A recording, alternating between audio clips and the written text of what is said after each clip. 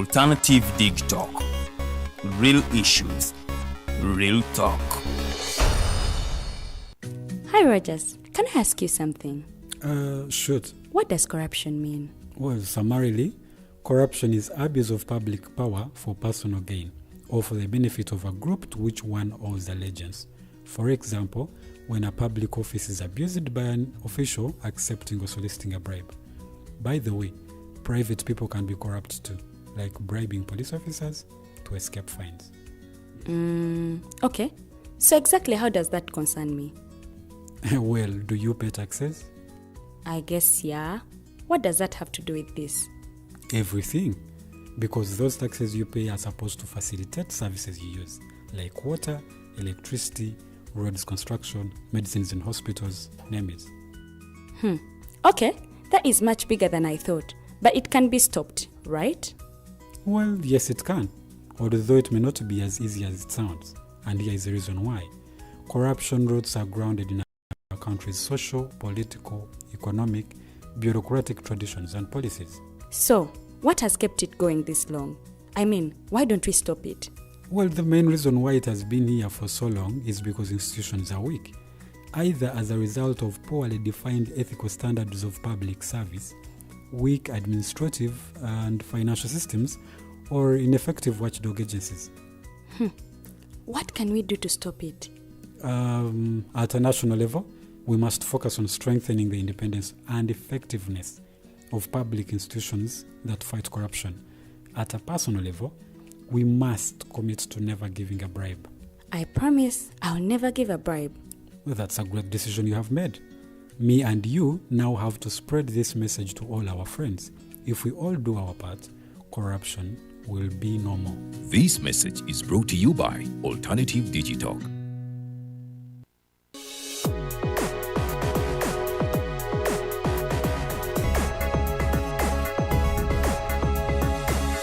The Alternative Dig Talk. Real issues, real talk.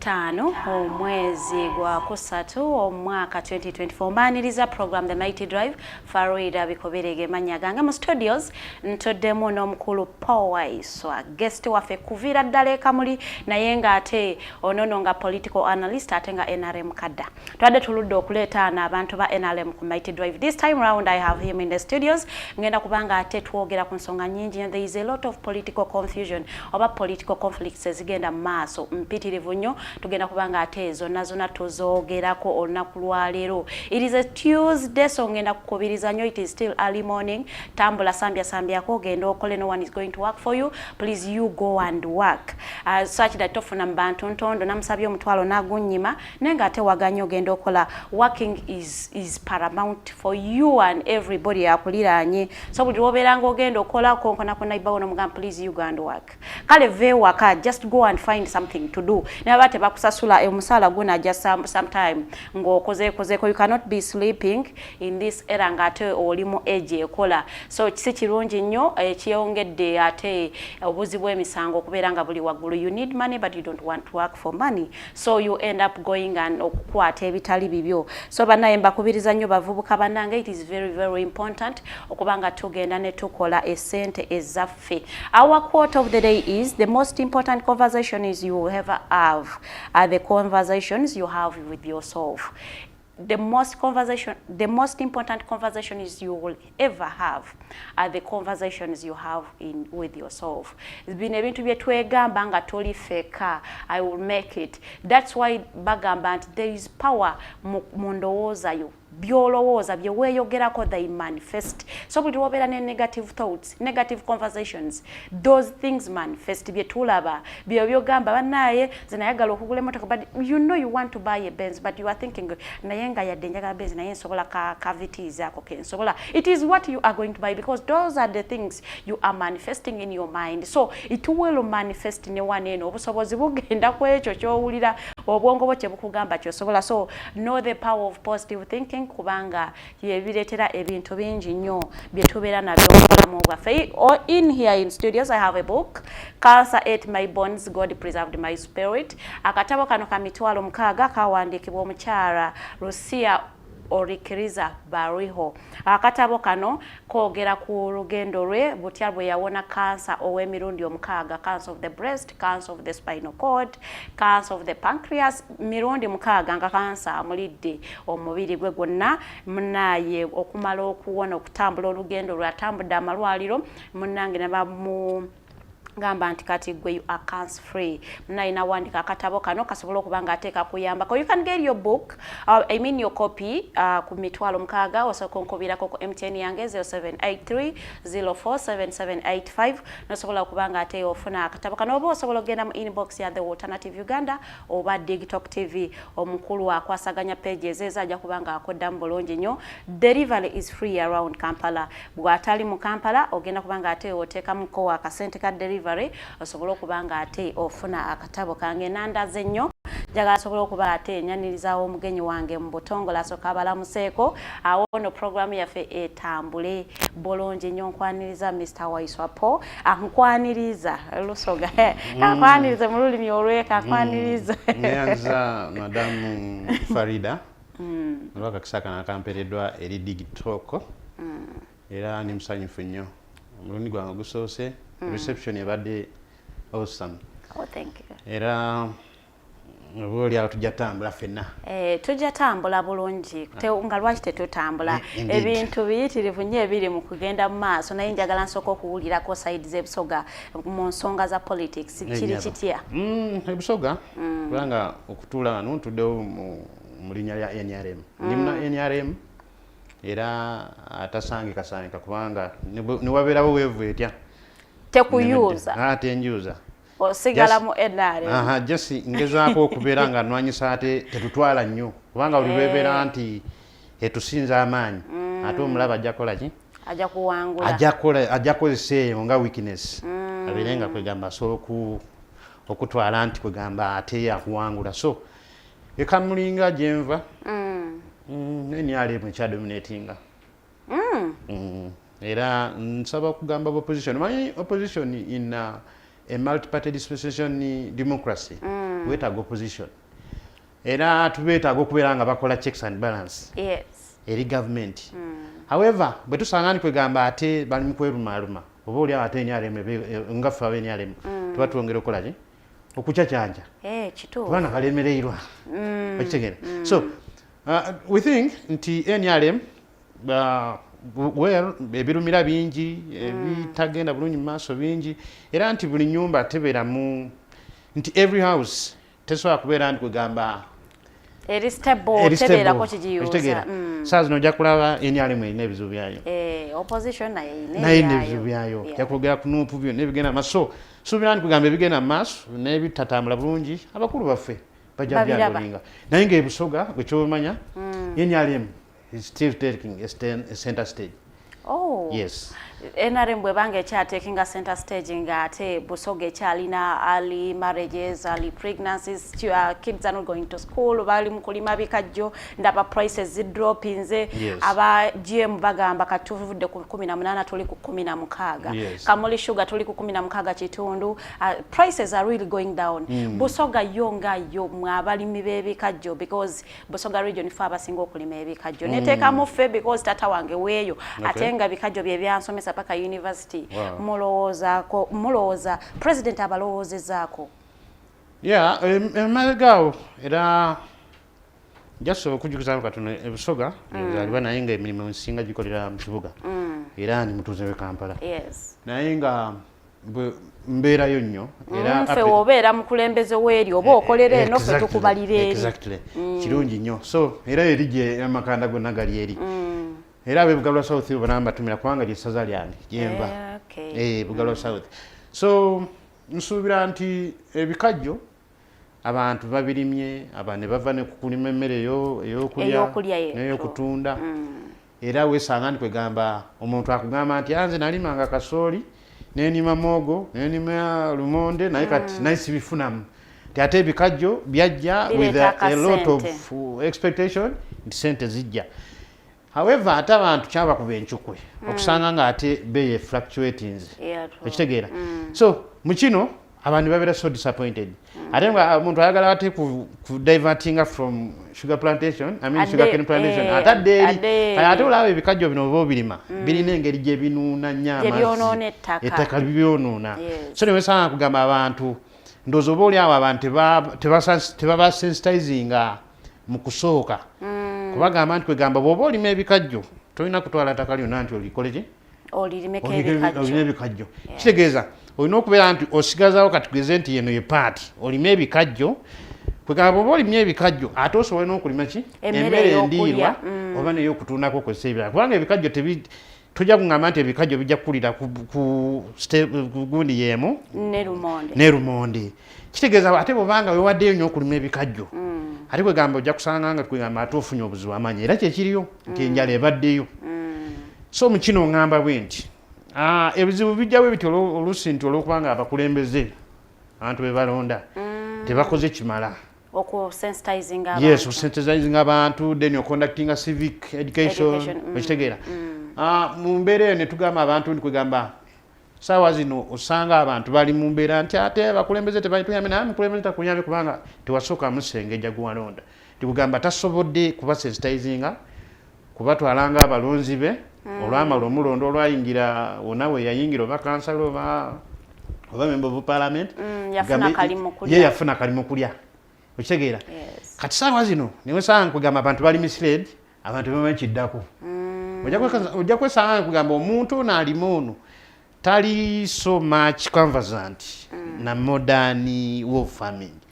kati nga gwe omukulembeze olina okukola research olina okubeera nkugamba oliwero vast n'abantu bo kye balina okukola kibatwala mu maaso so mu bino ze ŋŋamba nti abantu ennonda y'abantu baffe bana batukulembera ku byalo abantu balina okukola ki balina ogitunulira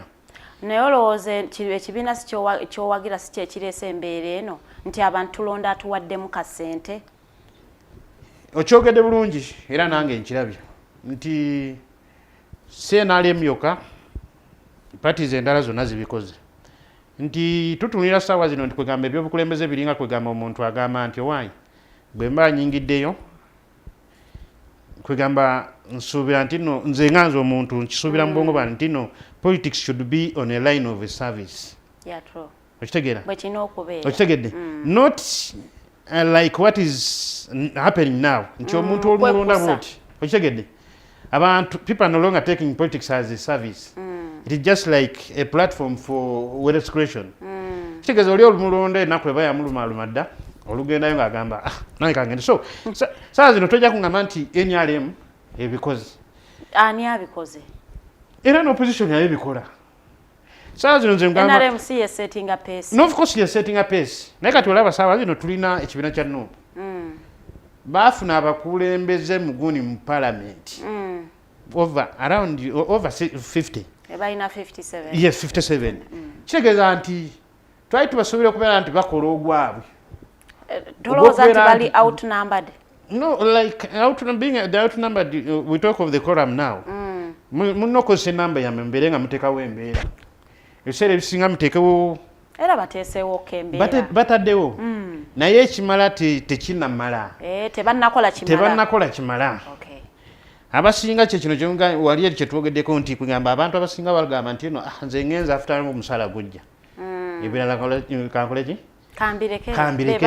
byebanamanya ninda okulonda okuddako kitegeeza nti kugamba omuntu bwagenda tebakyagamba after all omuntu yanonda sikyaddayo era n'abamu basanga nti abulayo nga mwaka gumu n'addayo ku ground tunatera okubalaba okitegeera so bye bino bebaleseemu abantu baffe mu ddubi nti tebabayambye bawulira kyakola yoli olumala olondebwa ng'akola ki kugamba ebyobukulembeze saawa zino tulina kusabira busabira Katonda yadde ye ni ali mulina ebizibu byayo abakulembeze baffe abali waggulu saawa zino nze olaba okutuula wano nzijjidde mu kifaananyi ekyokubeera nti ndi deputy RDC nalondebwa nga deputy RDC tujja tuukawo soka olindeko RDC atalina office awo tujja tuukawo naye njaga nkuzeeyo ebusoga katono nnyo olowooza kiki ekyaleetedde prices zino okudropinga in 2 months twatandikira ku 24 ne tukka ku 18 kati batusaze tuli ku 16 kiki ekiri mu kuleetera prices zino okugwa prices okugwa kiri nti abantu balimye nnyo buli omu ali mu kulima ali mu kulima nalina katano ku 10 alima kitegeeza kati oli omuguzi olujja agamba after overweze nina nange kolaki okubaza kugamba kikozesenga gundi advantage so nga ebeera disadvantage kuki ku balimi okitegeera balimye nnyo ate abamu omuntu newasanga yasaawasawa ebintu ebirala byokulima so bangi nnyo abalimye kati prices eno mukugwa n'oli agula agamba after buli omu alimye nange nina osala ki price okitegeera kubanga mwabalimye temwetaddeemu embeera eno eyogamba nti no bwe tubeera nti oba nnimawo gundi gwe kitegeeza nina okulimawo n'ekirala buli omu akirimye kati price nebeera nga erina ofluctuatinga omuguzi nowesanga nga n'akatale saa zino kali limited akatale abaguzi bokaboka ng'abaguzi kubanga kati saa zino bwetunulira ewaffe tulina Kamuli Sugar Factory yawa nekiro bawenasomera primary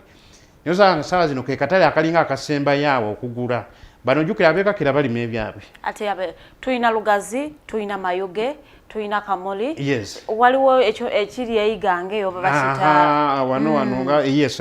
ekiri eyigange era ndowooza kyeky'emayuge kyekikubaawo na yes kati wesanga kugambe ekamulinga ewaffe kati Kamuli Sugar Factory yokayoka yokolaki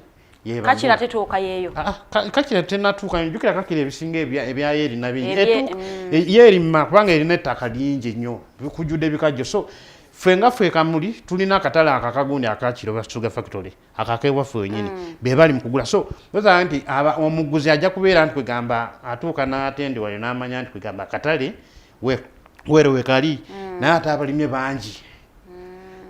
bangi kwegamba akatale ate kwegamba wesanga kugamba naye kenyini pressure y'okugula mingi kugamba n'atuuka ng'akola ni ajja basala bbeeyi so demand eri wansi supply eri waggulu mu njogera ennyangu nga bw'oyogedde so wesanga kugamba abantu bali emabega awo mukulu wange yangamba nagamba wayi ate bbeeyi ezzeemuko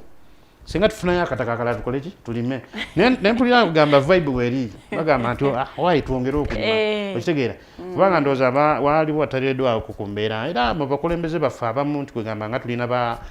Honorable Rebecca Kadaga boogera ebiriyo ne bayamba abantu kugamba abantu balaga ekyokola so ne wabeerawo hope eyo nti kwegamba kale akatale kazzeemuko era mukulu wange n'agamba singa tufunayo akataka akalala netupangisa kati natalina ettaka alinoonya weriri kugamba akatale kaali kakoze eki kazzeemu so ndowooza abantu bazzeemu okumanya nti kwegamba ebikajjo tubirime naye tulimewoku neki n'emmere endala okitegeera so biba bijja katono naye nga akatale kazzeemu kitegeeza nti bano abakulembeze baffe yagenda n'ayogera n'agula n'agala nedda abantu mubamalamu amaanyi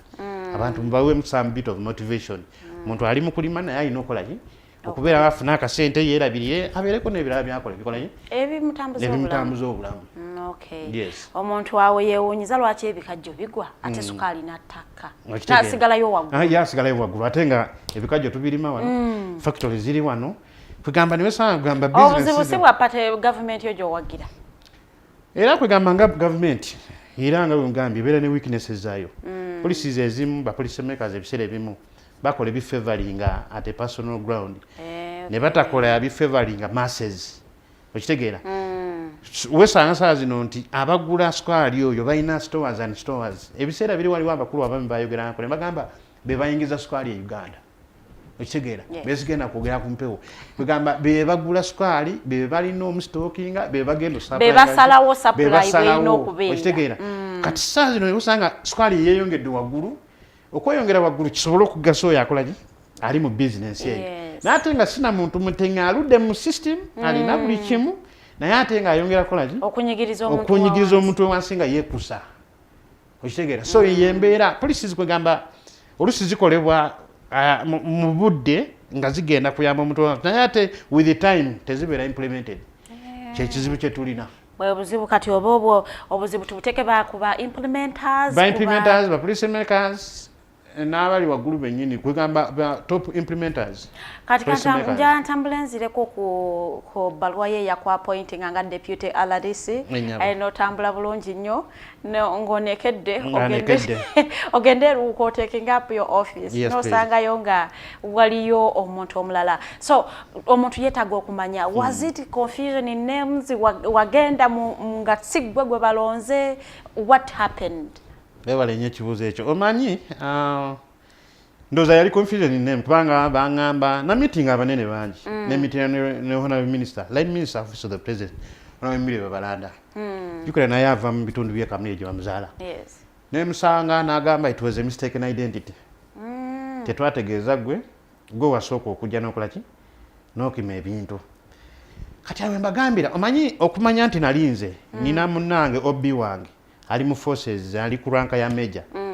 ava mu bitundu by'embalana eyo kati alina emikolo gy'embaga wali nga tutwala ali ku Ibamba restaurant wali ku museum doza it was late 2019 kati nga tutuulaawo nga tulina emikolo gy'embaga kati nga buli tutuula tubeerawo ne gundi ne attendance book wetuteeka amanya kati omwogezi yali agamba nange twetaaga tumanyagane ani okola ki kwegamba tumanye bw'oba tulina mulimo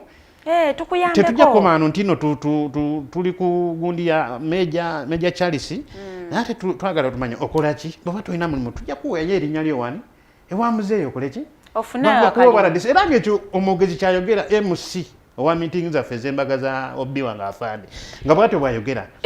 kwegamba nga ebintu bibeerera ddala serious bwe bityo nkugambye omanyi bino ebintu ebimu yani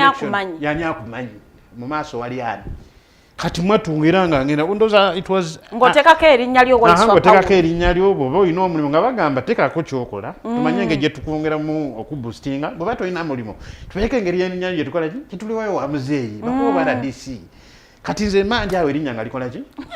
kafuma ku list ya bara DC kati nze kyanyingira mu bwongo bwange 2019 nenzirayo ne ngamba afande try to andika amanya ne batusuubiza otegedde afande munene ate ebintu bino ebiseera ebisinga bino bya RDC bya connection ani akumanyi asobola okuwaayo wani yes kati nze bwera nze nali siramanyi na list bana list yafuluma nga 23 ogwokusatu 2022 kati mbeerako ne banaye kubanga nze ndondera ku Mary Stewart we wali polling station yange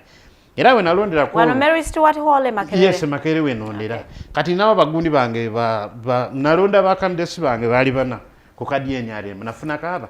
basatu omu nabakola ki ne bangi era kyanumanya nawe lokubanga kale nafunako abasatu President Museveni namulonda n'ayitawo nenonda Kazungu Amuzafaruku kuba Mero Kansala mu Luuka Mako University nenonda n'omukyala Yudaya Nakubulwa ku bakyala era mu Luuka Mako University bonna ne bayitawo era abo tuli mutaaki abantu abo ababiri abo Kazungu ne mukyala Yudaya be balaba erinnya lya Kristi ngolonga tumaze okulanjukira okulonda kwa Babirye Milly Babalanda kati balaba listi batula kawempe eri ku division gye batuula kwanso nebankwera ngamba Waiswa erinnya lyo tulirabye ku listi y'abaladisizi kiki nagamba wanyi kati bwe baŋŋamba ebirowoozo binsindika eri meeting gye walimu gye nalimu eyafande meja kati nagamba wanyi ndowooza meja ebintu byali biki byali siriasi erinnya bwe manga ndisanze ku listi saawa zino mukama mulungi era enyalemu nenyongera okulaji okunyagala kusinza kubanga nze okwagala nnyo enyalemu maama wange ali myaka 87 saawa zino mama nzaala maama yange abaana bali muli Kampala eyo mubeere eyo naye mubeere nga mwagira enyalemu naye enyalemu okuva yayingira mu byobufuzi tetuddangamu kudduka abaana be twabanaabana nnyo ku mirembe gy'abakijjamira Museveni okuva lwe yajja tetuddangamu kudduka mwagala nnyo enyalemu nkikoze nnyo okwagala enyalemu President Museveni nga ye akumye ekibiina kye ng'akyagaliza Abannayuganda ne maama wange nga nina okuuma ekitiibwa kya maama wange okumusanyusa amanyi okuuma ekigambo kya maama nti maama gwe wanzaala nti tosagasagananga kuwagira political party endala weevu yonna bwenaaba nja kuwagira enyalemu era nekikola kwegamba gundi eno bwejja ne taata yali wa NRM taata yali wa naye taata yafa ndi wa mwaka gumu saamulabako so maama kati byonna bwe bijja bannange ne bankubira abakansala bana naye erinnya tulirabye nagamba omayi kati ngenda nange otunula mu mawulire ebiki social media yonna ng'erinnya lyokulo liraba actually number 97 ku line y'abadepite RDC nenambo kyagijjukira weri wano number 97 babyo nambiri ndina file bwedi munanga nga bangamba koli ku number 97 checking ngendo okulaba amanya gege nanga sige gali ku national identity gego sige gali kubuyigirizeebo nti gego kuva P7 paka wonna agamba no manyi katukube kuba amasimu ne batandika okuba amasimu kali mama lokuba amasimu bangamba tukakasiza yegwe kajukira list ya fulmanga 23 ne banga kati manyi olino kola tumaze okakasa yegwe kategeka bino na bino ne bangamba funa obufaananyi passport tegeka CV yo tegeka national ID original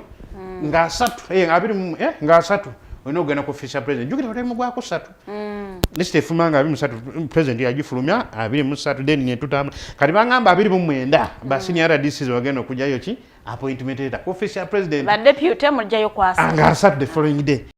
Laba bingamba kati byonna mukunga ngamba why let me try my luck okitegera kati ko official president 29 abakulu bafu basinyana disi ne bagenda the following day it was the 30th nga tulina okugenda era nange kulwe nakeera enkoko nagikwata wagikwata mumwa nakeera nyera kule enkuba yatonya nnyo navwe wakana kwesa buda mukama nanyamba ngenda okusimbula ewaka bwendi necha nga byonna ebyange mbirina mukama nanyamba tebyato bakoya ntuka ko official president sawe mu kitundu bamba naye bangamba kera wonyo bakasala bangamba kera wonyo mu kitundu ngawe ndiko official president ensanga abakulu bona bafande nga bali ku gate abe SFC bona bakuma ku official president gwe mulungu angwaso kogena ku official president abe mabega yake sisi yao muna nga bangamba ozekolaki nagamba amonde yes nkimya appointment nga monde deputy DCs nanga wow kongs ne banzigulira nyingira kati okuyingira nasanga mu olwobudde ntubaye bubi nasanga mu ngaba 3 abaye batuseewo era nga kubo omu kubo ye mulangira Sulaiman Juko wa Lugembe yabadde kawempe bangana banonda ne bamuteka kawempe soko bakola mu kamiliri shafe mabegane bamutawale kalachi ne bamutwale kati no mulala owekitiibwa ntange Andrew akolanga oba mawulire bwacha bazinga ewaka ewafu kati bebo deni abala bagenda beyongera ko ne beyong kati abatwai tuchatinga kati kuchatinga zaweranga sawa nga 2.3 emikolo ne gikolaje negitandika kati nga abasinga baweze twali over 100 kati ate nekiralanga ejo waliwo basenior abaradisi za batasobola ngana babumba cha kujja yes ngana bakomyewo so buni netandika era abakulu mu office ya president ko world building ne bateekawo parade ne baleeta obutebe bwabe ne batandika opangawo zikiza appointment letters emikolo gikolaji kitandika era nga bataddewo n'obutebe bwetutuulira kati ngafe abayi batusotuuka era batugamba mwe abasoose mutuule wano abanajjanga abagenda bajja bajja tutuula nga bagenda begatta tugamba kati fe era abasooka ne tutuula banene awasooka ndowooza twalingako nga 6 ne tutuula kati ne batandika okugamba erinnya ngamba Waiswa Paul kali nangamba kadeni ndoza ina gwe yasookawo mulangira Sulaiman Juko naddako n'okubiri kati nze nangamba nasoma Waiswa Paul ng'asoma na nnyo Waiswa Paul nempaniko omukono kubanga jjukira nali ku lolo y'omu maaso kati nempaniko omukono nangamba did you come with your national ID nenjiwanika your passport photos nembiwanika your CV nembiwanika ng'oli prepared teri kye bakwekwasa okitegeera nga tewali kye baneekwasa kati bwe yamaliriza akwata appointment letter najimpa appointment letter nangamba kati omaze ogifuna dda wali emabbali ogisomemu olaba bebirimu byonna bikola ki bikukolera provision zonna ezirimu bazikola ki zikukolera kubanga oyinza osanga nga provision mulimu egamba otunde omuzaddewo okitegedde kwegamba provision ezi zonna olaba nga zikufevalinga yes then okomewo wano bakuwayo dakika nga 5 era gwena okulaba ani agaana nagamba nze ani agaana nga fountain of honor commander in chief jajja his excellence asiimye muzukulu wakoleki amwereza era bwe nasoma gwe nengamba wayi katonda yebale yeni ali muwangala nsiimye omulimu ngenda kolaki ngenda gutwala era nempanika ekigalo gwe nemugamba muzeeyi kolaki beerawo wangala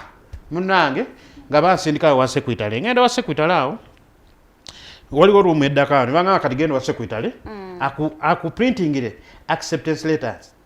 zibeera 5 acceptance kitegeeza nti omulimu okoze ki ogukiriza nengenda wagundi era nga buli omu amala ogisoma bamusindika wani ewa secretary bakukola ki yes acceptance letters era agenda nikombera titititi ng'asinzira wano ku gundiyo ku national ID ne appointment letter naziprintinga 5 copies buli omu ne bazimpa ne bagamba kale zisayiningeko nozisainingako then ne bamala ne bakuwa biodata form 3 of them biodata forms mwojuza byonna ebikufaako era oyo wekitiibwa Mpange Andrew kyenzijukira yali talina peeni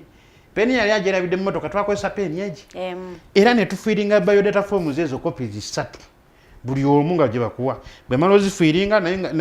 nemwako wekitiibwa Mpange Andrew naye n'afiiringa ezize bwe tumaliriza ezo kopi zinobawaako 2 emu n'ogisigaza esigale ku fayiro yo bwe twamaliza ne bagamba leeta tini namba yo nenga nimbawa tini namba yange naye olwokubanga tini namba yali mpya olwenyini nga 3 banga akaleeta tini namba yo nenjiba ne bagamba ejja machwaling after 3 days kitegeeza twali kwolwo lwali lwakusatu nga 3 yes kati ne bangamba kati oba olunaku daano Friday akawungezi naye Friday birekere ddala jangu ku Monday jukira twali mwasatu ngegwako twali mu gwakusatu nga gugwako kitegeeza ne bangamba komawo ku Monday wano ngenda okuddayo Monday yalinga 4 ogwokuna ogwokusatu guwedde nzirayo Monday buli kimu nkoleze ki appointment letter yange olwedde njirina na acceptance letter zange zirina tini nagibawadde kati bwe nabawa tini ngenda okuddayo nga 4 nakeera nnyo saawa 2 na wino ku office ya president era natuukira mu gundi mu office ya registry ne bangamba era bwe nabawa ogundi yange tin number nini national ID ne bateekamu bagamba wamecho walinze ne bangamba leeta account number yo kitegeeza kubagenda okolaje okuteeka omusaala kitegeera madam munange nenjibawa bwe mala jibawa ne bampereza neka email address neka email message ku gundi yange ku email yo ku email yange nga bategeeza nti bamaze okunijasenga maze okubeera registered omusala kitegeeza nkoze ki njingiddeko buli kimu kikiza na acceptance letter nzikiriza balina ne file yange bweti buli kimu kibawadde sina kyena forging munaye mbibaliza byonna nga bangamba kati genda waggulu nagenda ku second floor second floor eyo eri room 09 second floor office of the president old building nengenda ne bangamba kati genda ku second floor room 09 bwe nagendayo eriko archives nengenda nasangawo omukyala n'omwami abaami bali aba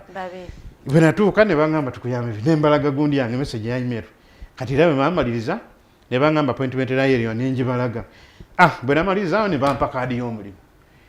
ne bakitekako stamp ne bangamba signing awo nensigning awo ne bagamba kati omaze bagamba kiki ekiddako ne bagamba kati oli lwedde okukola ki ogenda reporting byonna mbimalanga 4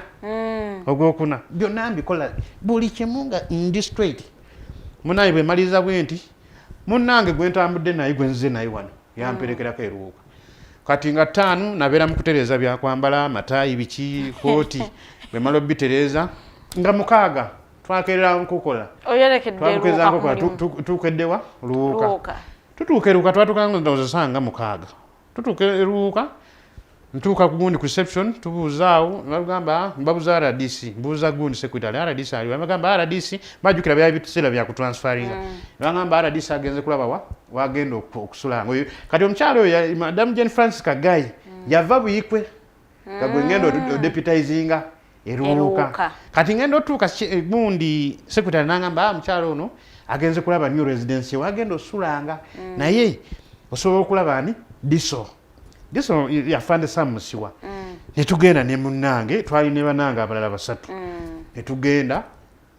twali ffenna bana netugenda mu office yake ya diso yali wabweru ne bamuyita najja kati diso netumweyanjulira diso wetumweyanjulira netugamba tuzze wano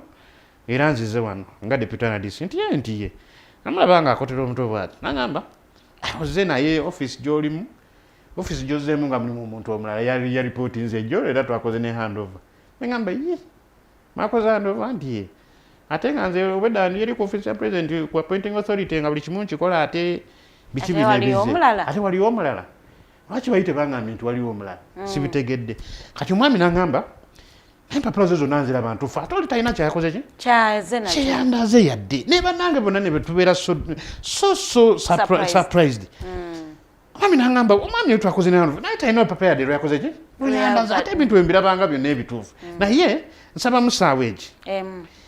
ekifo kyonna kikyammwe ekifo kyonna kikyo genda wali eri waliwo gardens kubanga wenyine Luuka awo ekiyunga waliwo garden bweziti waliwo omuddo mulungi nnyo angamba waliwo emmanga waliwo gundi waliwo restaurant genda awo mugira mubeera munyo ku busoda nkole verification y'empapula zo na appointing authority olagamba e Kampala nkole gundi verification mala okuverifying ebintu bino ndaba babituufu kubanga bisobedde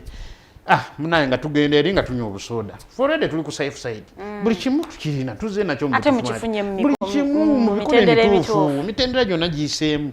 munange twamaliriza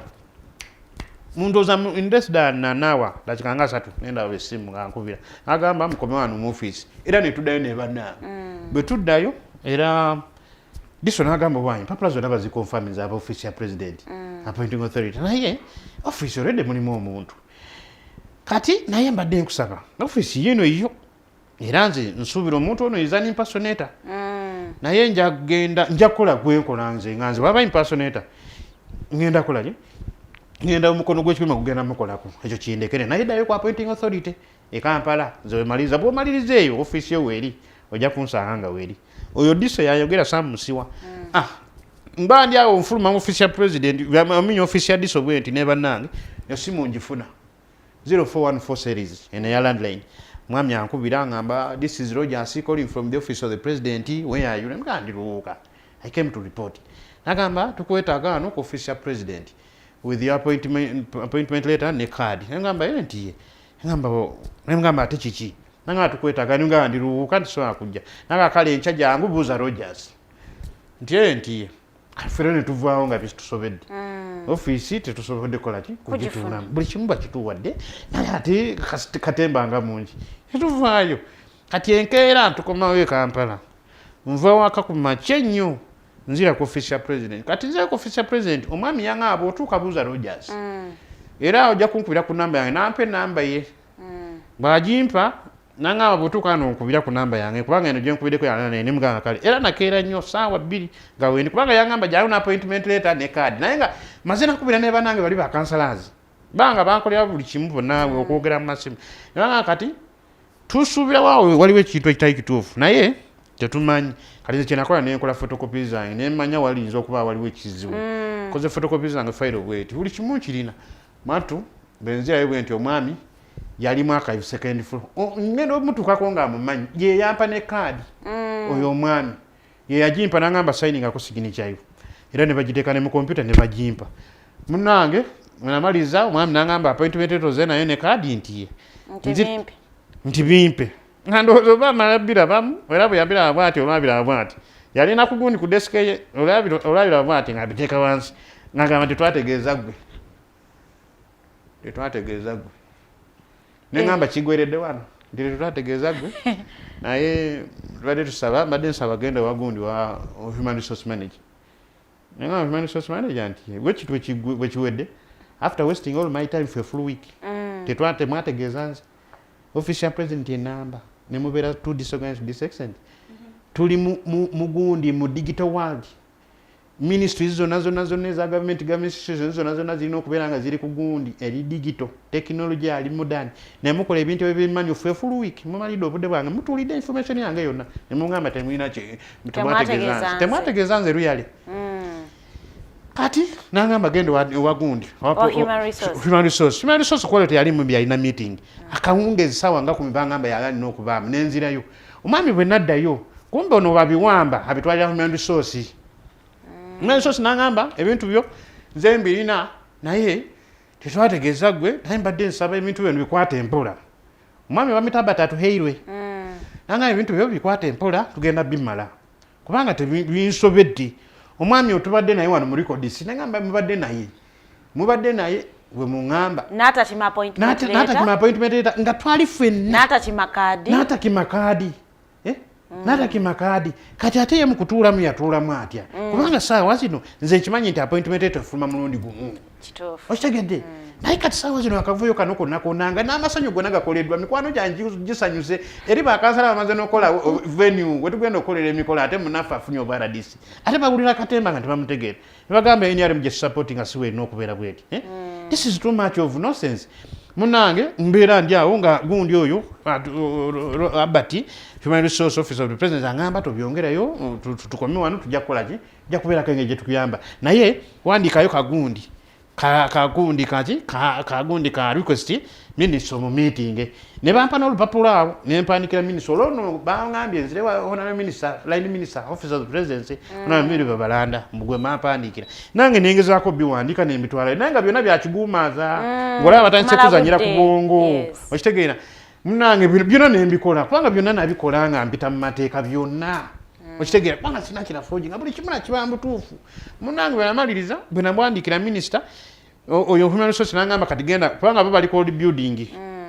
ngenda ku new building ezuguni skyscraper minister kwatula second floor ngenda yo wagundi wa protocol officer gona wagundi request kwana je wandikira nenjimu oyo gundi nangamba kale nindako minister bwana jajabira nalinda wichi nama se wali kiriwo nenzira yo human resource nengamba na wandikira minister na yetu waikyabade omwami oyo nasemba jukira twali tulumugwa kuna omwami oyo nasemba yo okudda yo ewe zalinga 27 lobati antosinga 27 ogwokuna omwami oyo nzirayo bandozo ba yidio ba yali akagwa kati 27 nzira yewe bwenzira yo omwami yangamba yes waiswa request yo complete yo na juwereza president tulinda president chana akolaki chana damu president baba naye tusubira president ajja kolaki ajja kuddamu tulindemu era ku bulonzi jukira ndoza waliwo president wa Mozambique yali wano yali azze president wa Mozambique yali azze on a 3-day state visit ngali wano era ko olonyiri lwe yajja emikolo gyali egundiwa gyali Ntebe eyo nga muzeeyi alina mugenyiwe kati nengamba kati bino bizze bino kati muzeeyi we yafunya abagenyi ennaku 3 saa zino ndi ku street so akudda gye nali nkolera bannange bamaze n'okunsiibwa agambi munafu afunye baladisi kati bantoosinga kale kanjira ndinda kati ngenda okulaba waliwo munange gwe nakubira ava mu bitundu by'obushenyi looya nemukubira nemubulya nemugamba waliwo Katemba ali wano na fotokopi zo nanzirina bampadde omulimo naye sibitegeera nangamba tekisoboka nayogera n'omukulu omu atula ku Central Executive Committee eya party NRM omwami oyo jukira basalirawo party bakola ba implementers b'ekibiina kati ayogera n'omwami oyo olujukira tuli ebambiri 7 gwakuna guweddeko kati omwami oyo ayogera oyo mukwano gwange ayogera n'omwami wa SEC member ayogera naye nga 9 ogwokutaano jukira ogwokuna guweddeko tuli mu gwakutaano ayogera naye ekiro kwolwo nzijukira kwolwo nga 9 zaali ndoza Sunday namukubira ekiro bamukubira namugamba aliwo munaffe gwe badde paradisi naye office bagiwambye batuziza muntu mulala omwami oli nankubira essimu ng'agamba ono munange nagamba mpe namba ya Waiswa bamuwe namba oli SEC member omwami nankubira nagamba is this Waiswa nemugamba yes I'm the one nagamba okay what happened nemubulira story eyo nanga bwe nali nemugamba naye ne batuuka n'okumpa mbaka appointment nange ne kadi sawa zino ndi ku street sibitegeera bantu osinga omwami nagamba kankubira minister wano sigala ku line omwami nakubira honorable minister line minister banga jukira byonna bigwa mu doketi ye bamukubira honorable minister Babirye Babalanda babiri bamukubira essimu honorable minister nagamba honorable nsaba jukira bali ba SEC member ba boss ba minister nagamba honorable banange saba kunywa naye enkya mujje sawa 3 ne Waiswa tumalize ensonga ye sawa 3 jukira twali mutamu ng'etandika nga abaana baddayo ku ssomero etamu y'okubiri kati minister agamba mujje wano sawa 3 honorable yakera ku makya 2 kitundu yali walina aba SFC mukulu nnyo jajjala aba SFC nga bamukuuma nange nali wendi baibiriana nange nali wendi nentwesangawo mwami nangamba tuulaawo tutuula olwo tulinda saa mmeka 3 honorable minister je tumiitinga ekintu kyanjikoleki kigwe naye nga honorable mukambwe omwami oli yanjirawo omubiri bambi era mulimu abantu abagaliza ekibiina kyaffe ebirungi nnyo omwami nagamba nga NRM gye tuwagira ne president Museveni ekibiina kye kyazaakolera buli kimu ng'ayagala kubalansinga obuweereza nagamba bino tebisoboka kino kirina okugwa leero olina osulawa eruuka mu office yo oli omuntu gwe bateeka mu office bamuteeka ewalala lwaki gobeera ku street ate nga gundi erina okolaki nga gwe olina otula mu office era nzijukira omwami yayogera statement nagamba an appointment letter is issued once and it can only be revoked by His Excellency the President, not anyone else. But we are chogera. Statement here clear. Nagamba minister tulina omulaba nga ina SFC nga beetala wali. Nga tulinze noani kono minister sawa 3. Tutula sawa 3 zituuka. Tubuza abayambi. Ya minister ajja sawa 3. Kuna minister mulamba. Tutula 3 sawa 4 sawa 5 mukaaga.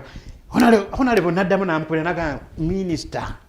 Honorable Minister tubalemu ku magezi twazze wano naffe tulina ebyokukola ndina emirimu gye nnina okukola ku sekeeri sawa zino zigenda 7 oliwa omukyalo manyi kyeyamugamba ate mbadde mu banka nsasula abaana school fees ate bwe nvudde mu banka Minister bwe nvudde mu banka abaana mbatute ku ssomero Minister omulamba tolina abayambi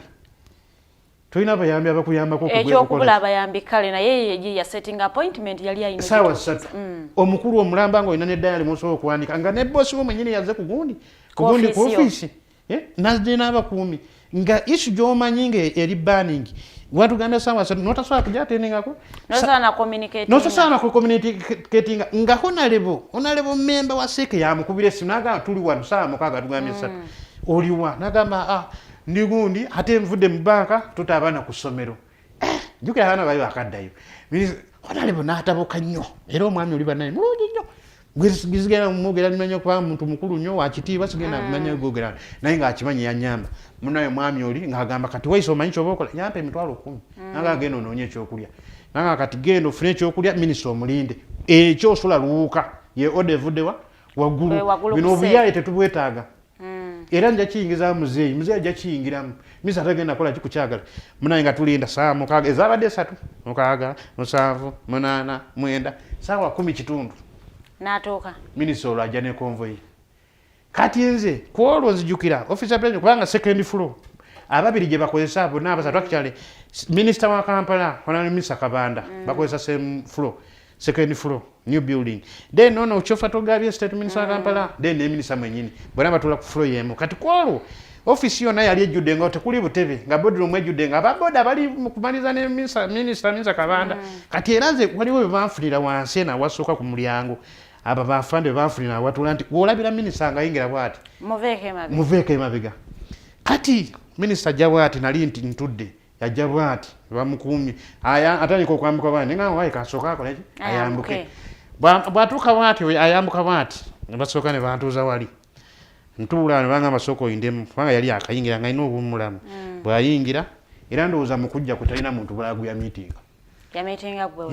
nze teyali kyeyakibala bubazi nti kati kirabika Honorable tasobola kutuula lunaku lamba kano webali nnyo kati era ndowooza kyeyalowoozamu nze naye kirala kyenalowoozamu Minisita omanyi kyeyakola it was a deliberate move yakikola nga tayagala kulaba oli yeekweka yamala kuba amasimu ku network engana bana abakozi be ne bamugamba agenze kati ajanyigirize nze era ebigambo byonna bye twayogera naye nga ze bye bino wammanga yangamba Waiswa niwe nti ye oli waawa nti ndi wakamuli kubanze manyi nze nva na misambe yava nalina ibi wange bamuzaala nalina ibi ali mbuzaaya Minisita ngamba ova kamuli nti ye kati nolaba oli musogamu nange ate nga NRM ne gavumenti tulina emirimu mingi mbadde nsaba tobyongerayo tobiteeka mu bantu bangi ebintu bwe byoyogerera tetwategeeza gwe twategeeza oli naye nga NRM ne gavumenti tulina emirimu mingi mbadde nsaba ne Honorable mugambe biwedde mugamba oli Honorable gwatalabye kitegeeza akikola deliberate ajanyigirize nze tuli mu office ye sawa zino Honorable Minister w'ababi so kubeera nti mwayiriza kuba sina kyemwetaaza saba akwogerera na mu lusoga nangamba iki tugendako mu lwe waife olowooze nti munno nnyo ndowooze nti munnange nnyo oli musoga munange ebintu bino tobyongerayo byeyogerera nga NRM ne gavumenti tulina emirimu mingi kwegamba ne tubyogera nga nsuubira omuntu muki wakitiibwa nangamba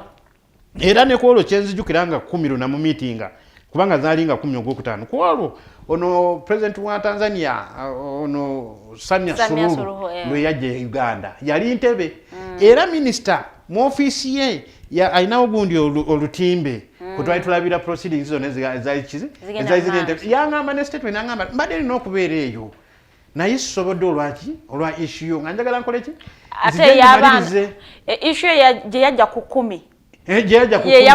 yeyamulemesa okubeera eri kugundi mu mikolo gya gundi okitegeera nangamba mbadde nina okubeera eri gundi naye mbadde nsaba ebintu bento byongerayo ebintu bye byeyogerera nga gavumenti NRM tulina emirimu mingi tujja kukola ki tujja kuweewalala tuli close to an hour tuli mu pistox nengamba why to meet era nagezaako n'okubira ali honalebo waseeke amukubira naga kangezeeko omukubira akwata essimu bwati akubira honalebo ndowooza honalebo oba essimu yali eweddeko omuliro n'agamba olaba n'agiteeka ne mudawuli n'agamba olaba essimu yino teriiko naye mbadde nyamukubire mugambe tumbimaliriza ne mugambe nti tugenda omukubira nga essimu teriiko nange bwe nafuluma wa minisita wenyini dange kulo namukubirako nga naye essimu teriiko ng'agiggyeko kubanga honalebo yaŋŋamba honalebo oli seeke n'agamba minisita wonna waayingirira mukubire ekintu kirina okolaki okugwa enkya osula Luuka bave mu byekiyaayi munnange tumalirizaawo minisita twogedde n'ayitaawo omuyambi we amuyita Samusi wamuyitaawo amugamba nze Isaamu jangu olaba ono Waiswa ono yabadde inobeere Luuka naye mbadde nsaba genda omubulire ekyokola nfuluma mu ofiisi ya minisita olonga essaawa ng'eweze nga namba tuli mu pistox tudda mu next room tugenda kati ono omuyambi omuzeeyi kirasembayo wulira olaba omwaka ogwedde 2023 omwami yabadde aladisi we Luuka yava ku buyambi bwa minisita ate nadda Luuka tugamba bava wano nebeteeka wali nebeteeka so yabadde Luuka gyabadde n'okubeera RDC deputy RDC omwami oyo ng'atwala mu next room awo ebiseera eyo nga ye muyambi wa minisita ng'agamba Waiswa era naye n'ayongera kuba muzeeyi musoga agamba Waiswa ebintu bino tobyongerayo yogerera biki naye nsaba koze amannya go kyokka amannya olwedde bagamanyi owedde akuyita n'erinnya yes ayina n'akatalo kali ayina dayali atandika kuwanika mumanyi emyaka nemubulira emyaka n'abiwanika n'agamba kati ndeetera CV ate basabye CV endala balina olwedde eri CV okulowoozesa mbu bakunoonyeza omulimu okitegedde kale ate mbawe CV eyokubiri nenjibawa nenga wayi kangonde ndi mu mikono gy'abantu abatuufu kampite buli kimu kye bansabye nenkolaki nenkiwawa era nzijjukira waliwo statement minisita omu minisita yangamba naga oba wafoojinga nemugamba onale minisita bwemusanga wonawe nafoojinga emikono gigino muteekeko empingu mutwale wona mukolaki we mwagala nga ndi mu ofiisi ye nangamba kale bweba tewafoojinga ebintu ebyo byeyogerera enyalemu nga bwati wabyogera tobyongerayo tobiteeka mu mawulire bwatyo bwe biba bituufu lwaki yali atyo lwaki ate obiteeka mu mawulire n'ekirala lwaki yatya okumiitingani oli honalebo owaseeke lwaki yatya omumiitinga kitegeeza buli kimu bakikola deliberately okitegeera so bwe twamaliriza n'oyo omwami ate n'agamba leeta CV nengala ate CV okubiri bannange ate munjagazaki kati nenzirayo nenvaayo awo the following day nga 11 bagamba yasuze byomulabira ku nkeera nembatwalira CV eyokubiri nga 11 ogwokutaano mbatwalira CV endala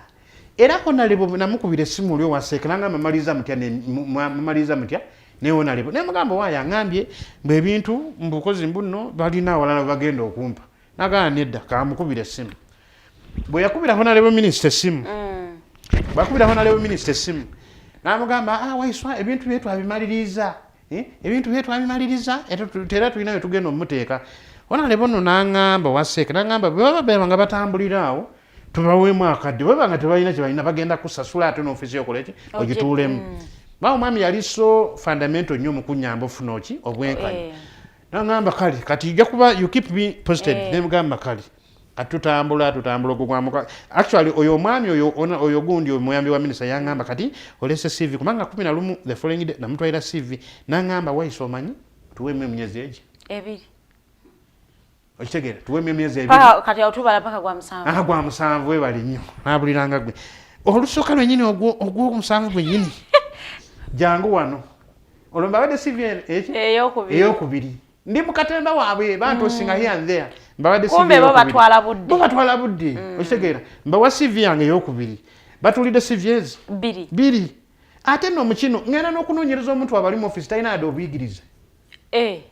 nga talina yadde obuyigirize okitegeera bwegamba saawa zino ogenda n'osanga nti oba oli awo ebyange byebikola ki byebizanyirawo oli talina buyigirize atambulira ku documents zo ate nga sebanteeka alikiriya abantu baffe bano betugende kwali nti ba police implementers bemakola semateeka ate bebamulinyamu kubanga semateeka bwetulina akawayiro 23 akatundu namba 2 kagamba nti omuntu yena okulondebwange okubeera RDC olina okubeera nga omutuuze wa Uganda nga oli muna Uganda era nga olina n'obuyigiriza obwenkanankana minimum senior 6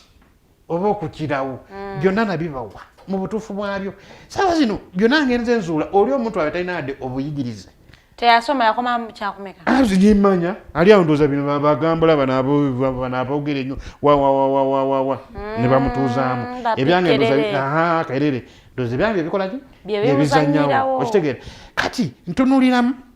nenga saawa zino mungambye ogw'omusanvu nja kudda mbabadde sivu zange bbiri kale ogw'omusanvu gwagwako lwakutaano amini ogw'omukaga gugwako lwakutaano nga next Monday gwa musanvu era kuolunga musanvu zaali nga nnya yali Monday nzijjukira yali Monday nga nnya lwe naddayo ku office ya president ne mugamba omwami oli ne mugamba kubanga ko sasa minister simusanga mu ku nsonga eno nti ebiseera ebyo embale wali wakafuna amataba kati president yali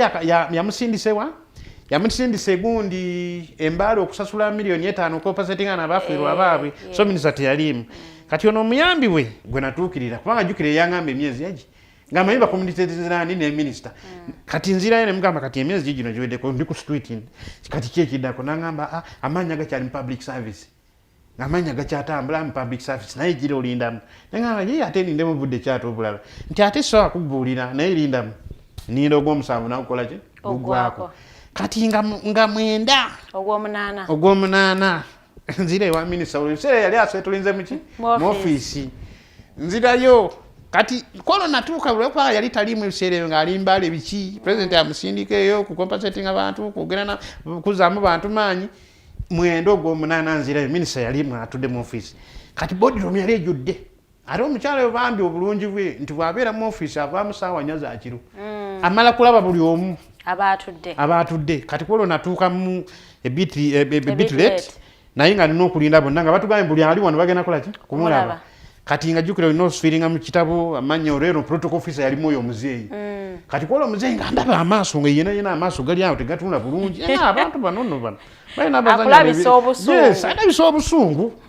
nga banda banga omulabe naye mutulidde information yange mujagaza ki awo enyi tugenda kwanga tuwumulamuko katono nnyo bwe tukomawo tujja kumanya minisita yakugamba ki awo ono tunuulire ensonga ezigenda mu maaso mu Uganda mu byobufuzi waliwo eyalayira naga I solemnly swear to uphold the constitution of the party yagabye obuyinza nasooka abuwaamuko deputy asobole okuba nga akwasaganya emirimu emirala outside the country tugenda kubanga tuwumulamuko katono nnyo tukomawo. A very good morning.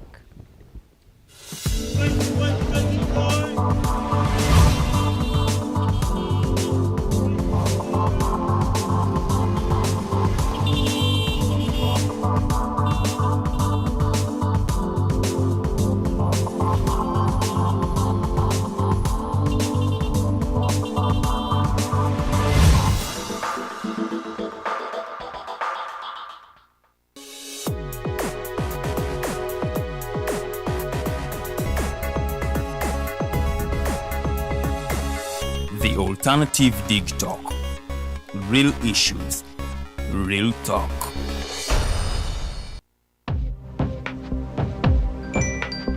But at the church, Tawali man, what's up? Man, can you imagine people just dump everywhere? Someone drinks water and throws the bottle wherever. Come on, Rogers. What else do you expect people to do with an empty bottle? Simanya now, did you know that plastics take at least 450 years to decompose? What? That's a long time. Exactly. Because plastics are made out of a lightweight and flexible material that doesn't decompose easily. And plastics everywhere in the environment cause plastic pollution. What is plastic pollution now? It is the accumulation of plastic waste in the environment, like bottles, polythene bags, straws. All of these contribute to plastic pollution. I have been using them without knowing their effect. Yeah, a lot of people have. Plastics are a danger to the ecosystem, both on land and in water. So how can we overcome this problem? Is there something we can do? Oh yes, we can reduce by minimizing the use of plastics, reuse by repurposing them, or recycle by collecting and processing them into new products. Everyone wants to change the world, but no one wants to change themselves for the world. How about we change our habits for the world? And it starts with me and you. This message is brought to you by Alternative Digitalk. Hi Rogers, can I ask you something? Shoot. What does corruption mean? Well, summarily, corruption is abuse of public power for personal gain or for the benefit of a group to which one owes allegiance. For example, when a public office is abused by an official accepting or soliciting a bribe. By the way, private people can be corrupt too, like bribing police officers to escape fines. Okay. So exactly how does that concern me? Well, do you pay taxes? I guess, yeah. What does that have to do with this? Everything. Because those taxes you pay are supposed to facilitate services you use, like water, electricity, roads construction, medicines in hospitals, name it. Okay, that is much bigger than I thought. But it can be stopped, right? Well, yes, it can, although it may not be as easy as it sounds. And here is the reason why. Corruption roots are grounded in our country's social, political, economic, bureaucratic traditions and policies. So, what has kept it going this long? I mean, why don't we stop it? Well, the main reason why it has been here for so long is because institutions are weak, either as a result of poorly defined ethical standards of public service, weak administrative and financial systems, or ineffective watchdog agencies. What can we do to stop it? At a national level, we must focus on strengthening the independence and effectiveness of public institutions that fight corruption. At a personal level, we must commit to never giving a bribe. I promise I'll never give a bribe. Well, that's a great decision you have made. Me and you now have to spread this message to all our friends. If we all do our part, corruption will be no more. This message is brought to you by Alternative Digital.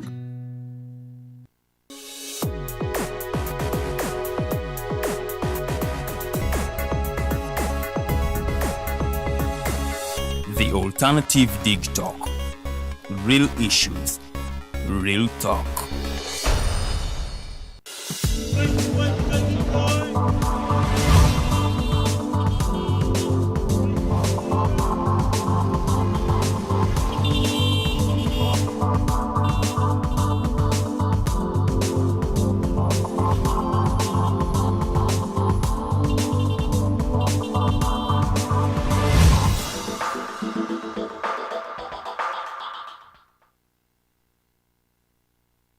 Tukuligeyo mukuwummulamuko nkyali n'omukulu Waiswa Paul ono nga yeyandibadde deputy RDC ow'eruuka naye ng'ate ekifo kye bakituuzaamu omulala naye amanyiddwa nga Waiswa Paul kati tetumanyi oba amanya yeetuma matuume nga si yeye omanyi anything is possible here in Uganda omuntu asobola okwetuma erinnya lyo for as long as abeerako ne forces ennene ezimuli emabega nasobola okuba nga ate atwala ekifo kye naye nga bwe tukomeddewo mu kuwummulamuko tufunye fayiro eno erimu buli kyayogerako appointment letters, identity card y'omulimu, acceptance letter nga babaze abinyumya. So ngenda kwanga mbibalaga ko wano muleme kugamba nti ayogera bigambo naye nga ate munayina obujulizi mukulu Waiswa ajja kubanga atuga nti ekyo nonno gye mbalaga appointment letter photocopy ya appointment letter kubanga kigambibwa nti bwe yava bwe bamuyita ku office of the president ne ba withdrawing appointment oba ne bagiwamba ne card ey'omulimu. So kati card y'omulimu byabadde agamba eno tin number gye bamusaba everything is on record tewaliyo basaba kumwewakanira nti ate kino ate kiri nti oba alimba so no yeno card y'omulimu from the office of the president era ndowooza ogiraba bulungi nnyo nti osobola okugitegeera nti weewaawo omukulu baali bamuwadde omulimu naye yadde nga bamukomya kunaabangalo munaatagufuna abasajja ne batwalira ddala omulimu ne baguwaawo omuntu omulala kudubi nti kiyinza okuba nga kituufu nga waliwo confusion mu mannya naye ate ekyewuunyisa appointment epointingibwa mulundi gumu olowooza baprinting enkyamu nenini namba ne bagikujjako buli kimu ne bagitwala ne tiini CV byonna ne babitwala ate bagamba tetwategeeza so kati njagala tufunzafunza ku story eno ozeeyo wa minister minister agambye eki kati nzirayo wa minister nga bwe mugambye abantu baali bangi nzirayo bwe natuuka ndowooza already alina musanga ndowooza amaze okwepika nga musanga munyiivu nga munyiivu kati nyingira bwe nti alina office number bweti almost a floor nyingira bwe nti yali akutte essimu ye bwati akutte bwati essimu nyingira bwe nti yakwata n'agamba ng'agitadde namulawudi n'agamba n'abeerako nga yakubira hello ono Waiswa Paul aidye wano tumukolere ki ayogera lusoga ono Waiswa Paul aidye wano kati oli omulala n'addamu yali mwami bwe nategeera kwesigana kugera kumpe wano naye mumanyi nkimanyi naye ali mu kavuyo ne minister be bali mu kavuyo kano omwami ng'agamba oyo Waiswa Paul naidye ebibye Waiswa Paul gwe twidde ali mu office Captain Mike Mukwaya yamurecommendinga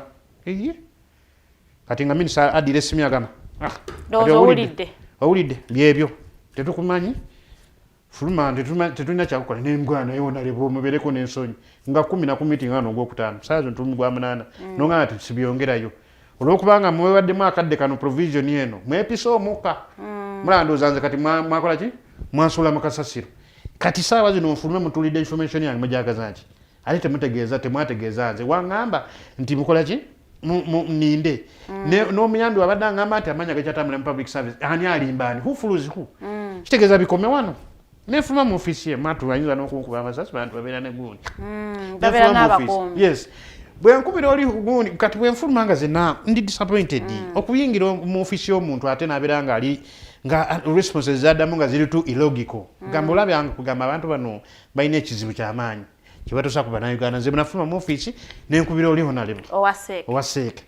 kubanga honalebo twali tutambula bwenamukolera mugamba waayi nzizeeyo wa minisita ebbanga lyebangamba lyaggwako ate kati nzizeeyo yange obyobugomi mu ofiisi kati nze nkoze eki n'agamba omukyalo oyo alina ekizibu luli yaŋŋamba lunasema mukubira n'aŋŋamba Waiswa tugenda mumaliriza yes nti Waiswa tulina we twamufunidde saawa zino agobye mu ofiisi nti ye n'agamba kale soko kindekere nze bwe nvaayo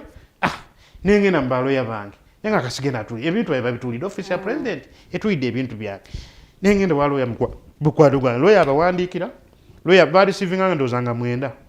ogwo mulana guweddeko tugeze bugwa 9 nga 9 ogw'omwenda kanso n'abawandiikira awandikira office of president particularly honorable minister Babalanda then netekako CC secretary office of the president then CC resource manager bona ba receiving mwatu nga tu serving ayo kwema no serving kubanga kanso ino muntu aina kilako gwe asindika ne ba serving kati nga ndoza 16 kanso yabawa ultimatum of 7 days to respond failure of week we take legal action against them kanso badamu in 3 days was document njirina kufairawo nga bojiraba ojagiraba yes kati kanso baba wandikira nga twetaaga nga kanso yawandika a very honest request to them but them ashtegera mukuddamu nga twetaaga a very honest in line with what council wrote munango omanyi kye baakola using the office of the president omwami addamu secretary office of the president mwatu ebiri mugundi mu baluwa office ya president yadamu nga bogirabaawo byakuvuma buvumi total defaming me because they don't appoint people without without experience because ngabagamba council a man impersonator, a fraudster, a hacker, I hacked into their system, I smuggled nga weewuunya bwembanga nsomye ko luzungu lutono nasomako bwogamba nti na smuggled kitegeeza naita madirisa mu office ya president nenewaaki appointment letter. When you say hacking, it becomes into a technological word. Nti nakozesa computer yange nenkola ki appointment letter ebitaliyo okitegedda. You talk of experience. Mwazaliwa ne experience. Mbera we learn by doing. Nabwano batulonda okubala this hour. Balonda bala this is bangi. Those who had never been RDCs before, were they born RDCs? Okitegera kwegamba bona balondange n'abamu singako n'emyaka naye oli n'avaayo n'agamba muno tetulonda batena experience nga kwegamba that fake defense odamu that fake response nga ne baloya bange toba kitiibwa nange mwennyini nga mutuwidde information yange temwampa na kitiibwa wiki number nga mudiringa n'omufere lwaki tebankwata after a week kwegamba ebyo bikusumbuwa nti saa zino tuwagira enyalemu naye enyalemu erimu ba top leaders abali awo nga beenoonyeza byabwe okitegera pate yaffe bagiryamu buli. So for appointment letter, kuwano bagamba nti it was an issue of misidentity. The correct person appointed as Deputy Residence District Commissioner Luuka is called Waiswa Paul. The appointment letter has 3 names. No, never. It has 2. If you look at the appointment letters, you can see it. It had 2 names. Bansaba National ID nenjibawa. CV yange nenjibawa. Okuva ku P7 yange okuva na amanya nga gali byona nembibawa era nasuubira nti ba confirming beyond reasonable ground nti yenze and the other person go bagamba ina amanya 3 kati alete obuyigirize bwe kubanga well sure taina buyigirize kuba systematically clear alete obuyigirize bwe abuteke ku meza wetubanga mazima ekibiina kyaffe kituweerezanga buli omanyi n'okubeera ki alina okubeera nga tuli ku yes alete obuyigirize bwe tubuteke ku meza. Okitegera bwebanga kituufu nga ebyange sibe bizanyirawo oli okubeera mu office aleete naye ebibye tutule wano naye alaga eki obuyigirize nange ndaga ebyange kubanga sina kinafoginga kuba ne bena meeting honorable minister line minister office of the president yangamba babafoginga emugamba honorable minister sina kinafoginga era bwe mbanga nawe nafoginga emikono gigino muteeka empe mumusibe okitegeera kubanga ekinamba nga mudiringa n'omufere nga bwe babiddamu awo lwaki tebankwata how could they deal with the fraud stuff for a full week? Why didn't they arrest me? Kagamba no that your client committed a criminal offense of personation contrary to section 381 of the penal code. And for a full week, why we are dealing with an impersonator? Yeah? That's their problem. Actually, it's their weakness. They are sitting on duty, but in office and and this is the disease we are having of late. The office is no president again another way minimum yambe ko wereza. But these are the people that are not taking enough. Office of the president. And I'm dragging them to court for a case of defamation. So what happens after all this? Obama barua. Of course, I had to start legal action. Yes, and exposing them. Kubanga ngezeza ko genda mawulire bageza ko ga blocking olajjo baga blocking ngaze ni mufere bandike njogere ebyange. Ndi mufere yameni personator I hacked into their system or I used my own computer to print out newe appointment and card which number ne card ochegera badiringa no mufere which number why didn't they arrest me buli kimu ne bakimpa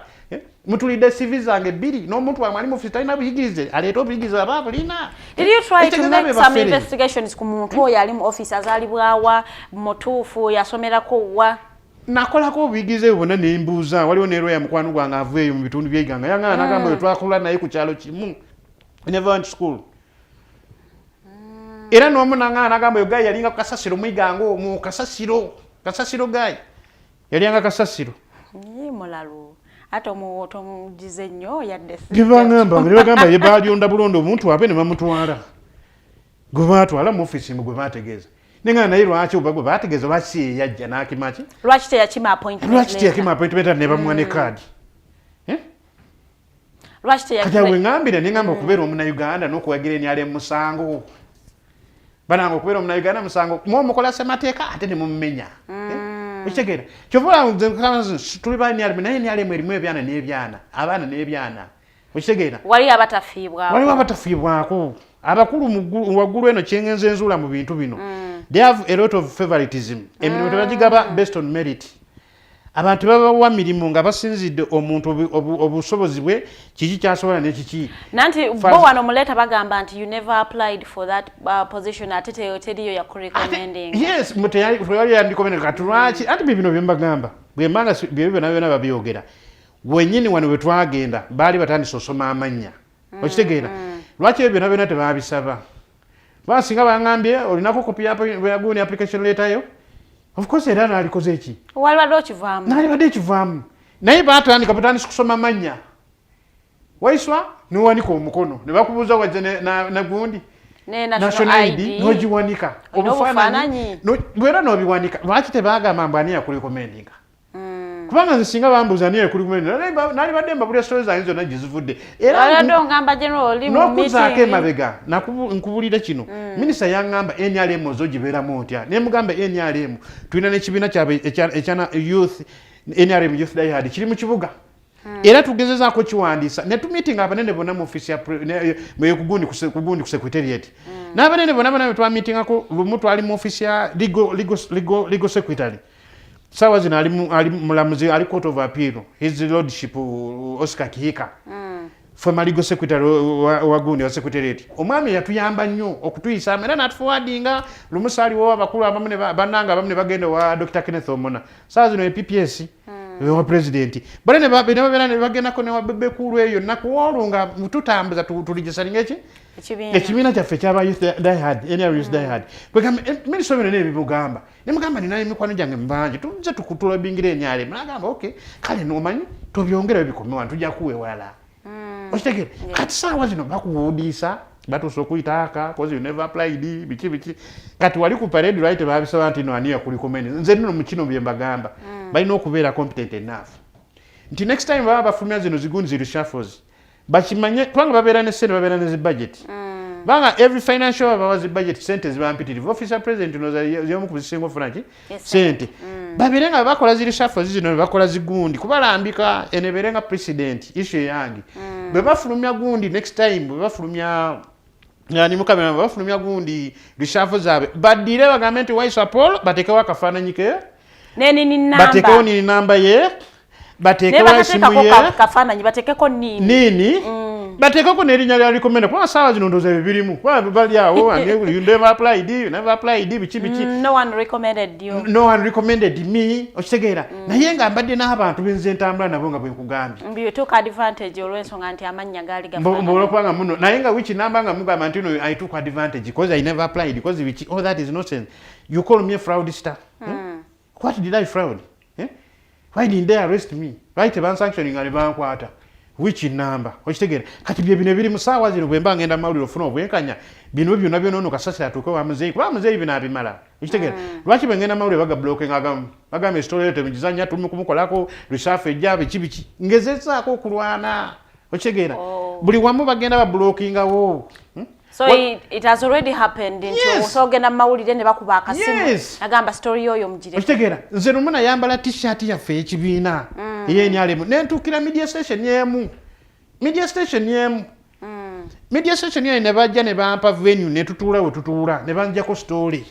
bebanzijako story ne bangamba story eno nini egenda kuyitawo ndowooza mukwogera nabali abeeri basobola balansinga side yo correspondence yammwe then ndowooza bakuba yeri ndowooza olina abagaana kati mukubagaana manyi kye bakola bo mu kifo ekyo gizanya ku gundi yaabwe bagiteeka ku top tv bagabira station endala bo ne batazanya waabwe kati oba otudde story yo giraba walala magiraba walala kati nze kulo saagiraba waliwo munange yankubira nkola naye nangamba waliwo omukyalo omu yabadde agamba abafere olwokuba nateekako gundi yenyalemu babafere benyalemu nangamba banange okubeera omuwagizi wenyalemu musango olwokubanga nayambala t-shirt ninga akali nze kyonna kyononvuma nja kubeerawo enyalemu byonna bimunvuma saawa zino lwaki njagala nnyo okubyogera bino nti muzeeyi bino abimanyi nti ofiisi ye etuddemu abantu banakigwanyizi abali awo office bayizimu kuyisaamu byabwe kutuuzaamu bantu bebaagala okubeeramu bonna nabwegamba office baleete byonna gwayagala oba tamanyi kyalina oba alina obuyigiriza oba kifu as long as batuddemu bakolaki bayisaawo byabwe nti emibusaa zino giri based on favoritism tribalism and nepotism. Namuntu weyebuuliza nti kuva 2022 lwaki otekinze this long ogenda mu kooti because tuli mu 2024. Well, mbaddewo kibuuzo ekirungi. Mbadde nsuubira nnyo nti kugamba nga bwe nzize mpulira ovuvu nti Rushafu ejja bagenda kukolaki? Bagenda kumpa omulimu. Nosooka ogumira awo. Kati bazze bakola bu mini reshuffles ya bazze bakola mini reshuffle naye nga sina mekolaki wenda bila kati bu mini reshuffle bakola kubana already abaliyo nenga ndozo bo le mini reshuffle bagenda kola ki naye ndabanga kati nduzinze patience tewali hope yo nayo yakola ki yakumpa after all uli mufere kati Babalanda akyali ye Luuka I mean ono Waiswa Paul bweni bwa mwiko jali atuddeyo ye mutufu ya atali mufere atali muki ya atuddeyo mu office mirima kitambuza bulungi bamanyi bintu ebigenda mu maaso mu NRM olusoba balina be babbirayo ne bateekayo gwe baagala bayisizeeko ebintu byabwe Honorable ono yaddamu okukubirako owa SEC Honorable nayogerako naye agenda okulaba bange gye babeera busy nagezaako n'omunoonya ku WhatsApp nga ndaba taddamu naye getting overwhelmed ndoza ya getting overwhelmed yoba ne bamugamba babiveeko ebyo nagamba biveemu okitegedde byajjamu kwegamba kasasira abadde nnyo mu bintu ebyo nga bwe biraba mungi nnyo naye n'emitonera neŋŋamba saawa zino NRM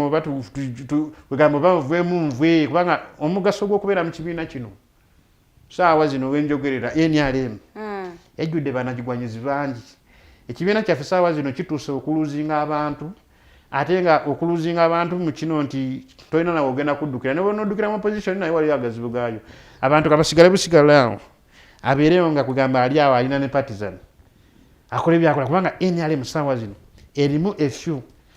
abagitwala mu maaso ng'obeera eno ng'oli wansi ku grassroot eno tofuibwako okitegeera tebakubalamu magezi babalaba n'ababali wano close wano waliwo ngambye nkubuuze ngo story yo yonna nga bw'ogituwadde okyayagala okubeera mu NRM ekibiina kyo kyakyagala ku mutima NRM njagala ku mutima olw'ensonga eno nti nga President Museveni nze gwe mpagira mu NRM abasigadde bonna bamwetoolodde abangi ennyo be batugobeseza ku NRM njirimu hafuwe ku lwa President Museveni side emu eri walala nnyo ewa ogenda kudda mu opposition sisobola kudda mu opposition wakiri nja kola kambrera nawe oyagala kola kapate ko kakagwa naye nga kaliringa kuki ku NRM nga kali NRM liri sobola okuexposinga ebyo ebyekiyayi ebikolebwa mu kibiina kyaffe era njafuna kubanga emabega wange nzogula saawa zino nina abagundi bange bangi abali emabega wange abatakkiriza mu bino ebigenda mu maaso mu party okitegeera saawa zino tujja ne tubeera ziguuni zi directions olwokubanga tulina omukulu afudde biki ne bakulaga ni kwegamba mugenze oba ne mulobingirako bannammwe oba ku ground bakole ki tukkiriza nti saawa zino olwokubanga oli afudde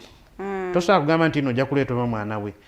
zi grassroot zino abantu eri ku grassroot baba balina omuntu wabe gwe bakola ki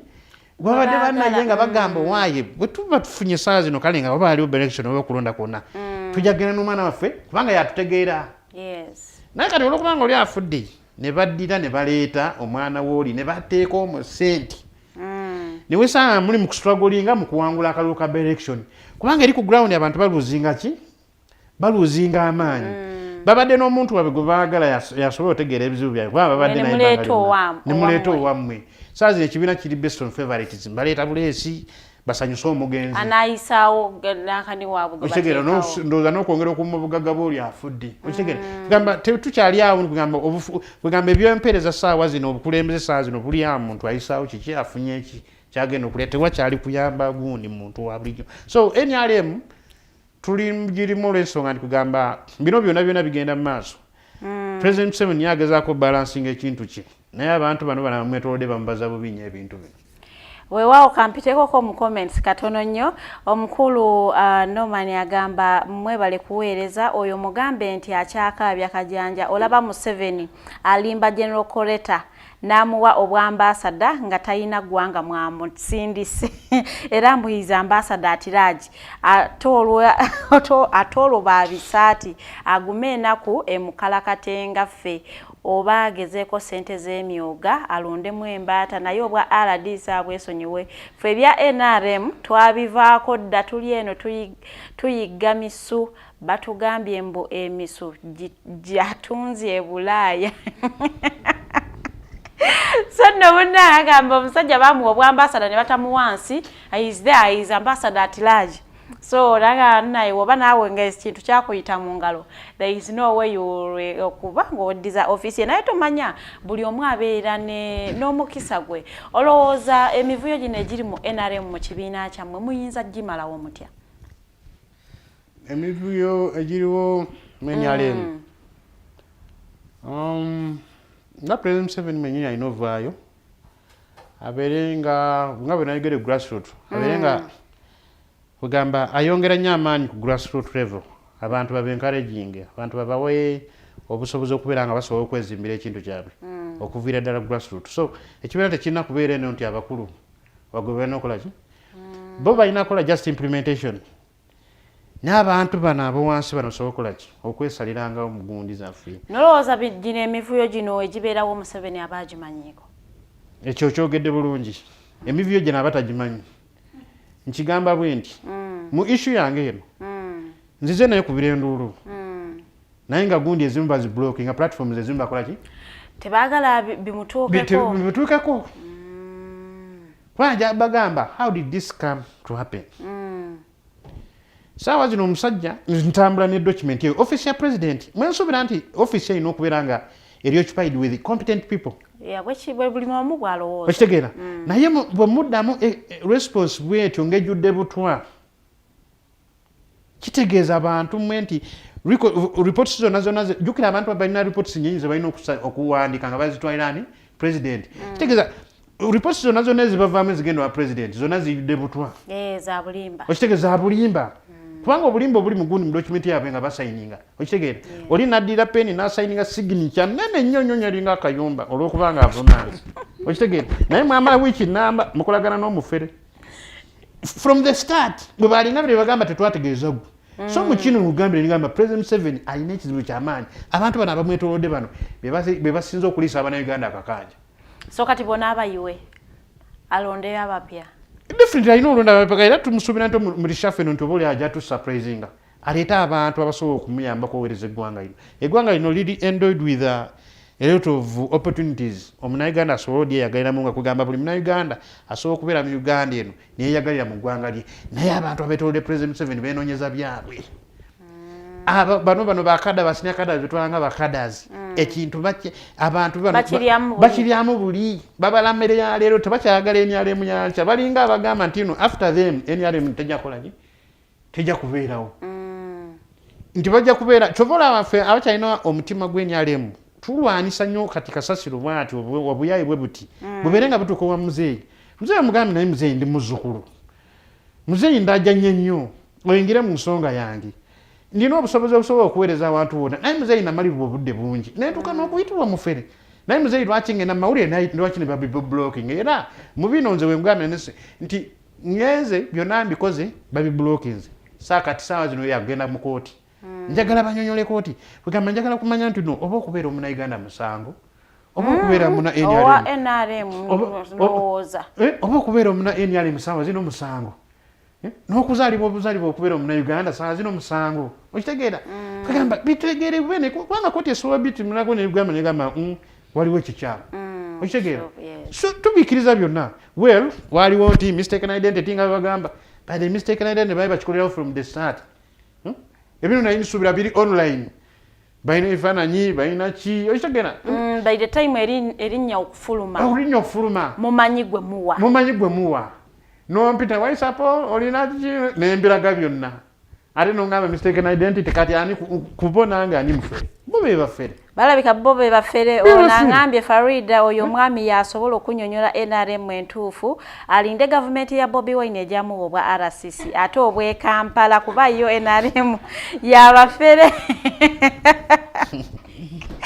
awo ku nsonga eyo egiri ku gavumenti ya Bobi Wine njagala tusale tudde ku side ya ebintu ebigenda maaso mu opposition gwe obiraba otya akavuyo akatuveeko mu kibiina kyo tuddeko eno katono nnyo otuwe your take on what is happening sides eno mu opposition omanyi butwadde tutandika okwogera nakugambye nigamba nti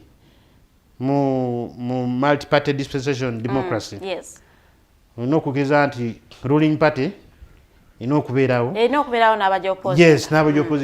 opposing era nga mubajja opposing abalina okubeera strong enough nga bakwatagana balina okukola checks and balances ku government ebitagenda bulungi ne babyogera ebigenda obulungi nabyoetiiki babyogereko mu kino tuze tubeera ne parties nyingi naye nga zigetinga disgruntled ne bagetinga disintegrated ne beeruma ne bakola ki and in this line tulina FDC zaali z'amaanyi ate nga FDC nga ekulirwa omukulu nga kano retired kano omuntu yali ow'amaanyi nga yali dokita wa President Museveni mu nsiko nga yalina munnamagye bwe yajja tetusuubira nti bambi amaanyi mangi oba oli yena aleetawo enkyukakyuka naye nakyo kyagenda kikolaki saa zino wetwogera balina factions ezi balina yekatooga neyegundi eyenajja nankumbi bifaction yagamba nze w'amaanyi nze mutuufu saawa zino abo ne beeruma bali awo tubadde tusuubira as of late nti nga NUP National Unity Platform ekulirwa mukulu Robert Kyagulanyi nti oba oli awo ereesa amaanyi bavubuka bato mbula akalevu ekintu kye bakola tukiraba nga kyamaanyi era nga ne gavumenti balaba bagitaddeko ki tabagitaddeko amaanyi kubanga okugiteekako kw'amaanyi ebitagenda bulungi mu maaso olaba gavumenti ekola ki ekola some fixes ne bafixinga ebikola ki ebiganye ngezi ate nabo tusaanise okulaba nga saa zino okwerumaaluma kuno kujja kutya nti buli wabeerawo jjukira waliwo scenario gitubadde naye emabega awo FDC bagamba abakulu bagamba kati nga bana ab'ekatonga abeeyawulamu bagamba nti naate eyeenajja nankumbi President Museveni agitwokera ki yabawa esente ne tugamba mulina evidence yo nga President Museveni akwata sente n'azibawa ye lwaki entalo zino zijjamu ki ng'ate mwogera bya sente kitegeeze engaba ne beekoze ki egaanyi mu kino mweŋŋambira saawa zino bwe twogera saa zino NUP ezeemu kino nti ate omukulu yafunye service award Service award eyasainingidwako obukiiko bwonna commission zonna za parliament speaker n'asainingako deputy speaker bonna ne basainingako era omukulu n'afuna service award ye ng'akasiimo olw'emirimu gye yakola nga leader of opposition kubanga omulimu yagukola bulungi n'abanayuganda ne basiima akasente ako akaali ligo akayita mu mateeka gonna tubadde tusuubira kagwanira ani mukulu Masters Mpuuga mu kino tugamba abakulembeze bano oppositions balina okubeera nga beetefulevu babeera n'entalotalo zaabwe ezo tebalina zifulumya wabweru. They should always resolve their issues internally. Bagalewo enzigi bakole ku ntalo zaabwe naye ate buli lwoda abweru ate nga mukudde abweru ate oyogera ku sente kitegeeze nga banayakoze ki yaganye mu kino njogera bwe nti abantu tebakyatwala kintu nti kwegamba obuweereza nti kwegamba nga bwe nakyogeddeko edda kwanzi ngebeera nakyogera nti leadership is no longer a service. It is a platform where people take it as a job opportunity. Yes, lwaki sente ziba zooganya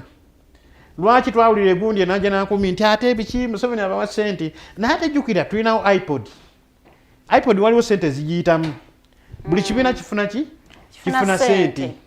tyobaolyawo saawa zino ezaava mu ipod nezigenda enajja nankumi mu FDC zebagamba Museveni zakola ki kuba sente ziba ziyita zaani za Museveni ate nga parliament eba ekimanyi nti buli kibiina kirina okola ki kirina entitled kwa sente bwe muvaayo ne muyomba kugamba ng'opposition mubeera mulina kye mumisinga omulimu gwammwe gwa kucheckinga gwa kumaintainga checks and balance against the ruling government. Naye ate mulemereddwa okola omulimu mumba mukwerumaaluma n'ekintu ekirala kati nga nopu twali tugirabye ngeze n'amaanyi naye nopu president waabwe alina ekizibu kimu kyekiriwo ekyo ekizibu president kyalina kankuzeeko NRM katono okimanyi nga NRM lwaki president Museveni abeera na bano ba Geno Moses baani abo ba Gerard Mukwaya bonna abo abakadde alina that elders forum ebeera okumuwa amagezi kubanga tulina kyetwogera nti no elders are the custodians of knowledge bw'obeera nabo balina kye bakuyamba ne bakuputinga right and in this case with the NUP president waabwe abantu abamwetoolodde nsuubira the people abasinga omumisleadinga. Yes, kubanga olaba bwagenda ebweru kunyonyi kusookako edi mutwe kunyonyi kubeerako nubianiri kunyonyi kubeerako abamusala enviiri yoyo edi mutwe. Yes. Saawa zino nsuubira nti abantu abo ne babeera nga bebalina ba professional advisors bo ng'olina abantu very eloquent people talk of nga basinya kanso bahona medadi segona abasajja abali eloquent abasajja abali top nochi pagezi nnyo nsuubira nti abantu abo bali muwatikirira speech ne bawadiveze nga bagamba nedda president waffe omanyi bwe tuba tukola kino gendera mu line eno bwe tuba tukola kino nga tulina ye tulaga bambi tubeere nga tutambula ffenna kubanga ebiseera ebisinga agenda reckless era nopunga Fabien yali tumezemu nnyo amaanyi ebadde ereeseewo omuwaatu ogw'amaanyi NRM ng'obunkenke bungi bavubuka batombola kalevu boogera bakola naye ate nze nkulayira 226 ku bino bye bakoze batono n'abangi abagenda okudda mu parliament oba mu bitundu mu bifo ebirala kubanga batulaze nti kwegamba okitege yes batulaze nti kwegamba ekyabaleeta si kye baliko bali byabwe nnyo bali reckless they just reckless buli kye bakola bali too defiant kwegamba balina kye balaga nti kwegamba tebalina gye balaga tebalina lugendo bwe bakivaayo kyesente ne bayomba kitegeeza nti onali Mpuuga ndooza mu kufuna sente ndooza enzikanye y'akasente okugabana ndooza babadde balowooza teyawaako banne ate ng'akulaga sente zinakola ki tezinajja akyazirinde kitegeeza bali badde bamulinda sente zimanyi okukola ki ovaayo bye birugamba nti kugamba so sente musirika muno negamba onali otwalidde akasente wakafunye oba tewakafunye bakaba nga kaze nga tewakafunye makubo matuufu naye ate byonna ebyavuddeyo byonna biri mu mateeka omusajja akasente yakagwanidde ndiwe NRM naye omusajja akasente yakoze yakagwanidde mwagira akasente akalye kubanga kali mu mateeka obukiiko bonna mu parliament bali ne commission zonna zasaini era bakamissioners bonna n'aba NRM basatu ab'ekibiina kyaffe kuliko onale baffe ekyani kuliko Solomoni ono wegundi webukooli oba wagira bali ebina then okubeerako newona bwava mu west eyo bonna ne bazifuna bafuna bina ezo si sente zaffe z'omuyiwa omusolo ezirina okola amakubo n'okuteeka eddagala mu malwaliro zo bwe kiri esente bazifuna mu makubo matuufu naye ate bw'otulinamu biri ebirala ebirina ofixinga byonna sente zaali nyingi kubanga first of all bafuna omusaala bafuna onsako kati bwongamba nti no oli afunye 5 olwokubanga service award well yamugwanira naye sente zaali nyingi okitegeera sente zezimu kubanga kati bwolaba abantu abana bageramu 1.7 billion esente ziba nyingi amalwaliro mabi enguudo mbi saa zino otulira mu kibuga Kampala zikola health center tuwale Luuka we baali bakuwaire obwadde iyo baali bampa obana disi health center tubajiduza buli kimu ebitanda baatamu okitegeera asawa dino abantu abano obuna bali esente dombitirivu kituufu abantu ekibinda ky'abantu babitirivu kugamba babafiirwa mu sente so we believe nti kugamba ng'opposition balina okurealininga gundi zaabwe nga gundi constitution zaabwe ne regulations zaabwe zibatambula babeera n'emivuyo bagirina ogizwanyira internally mugagundi onali Kyagulanyi nze mugamba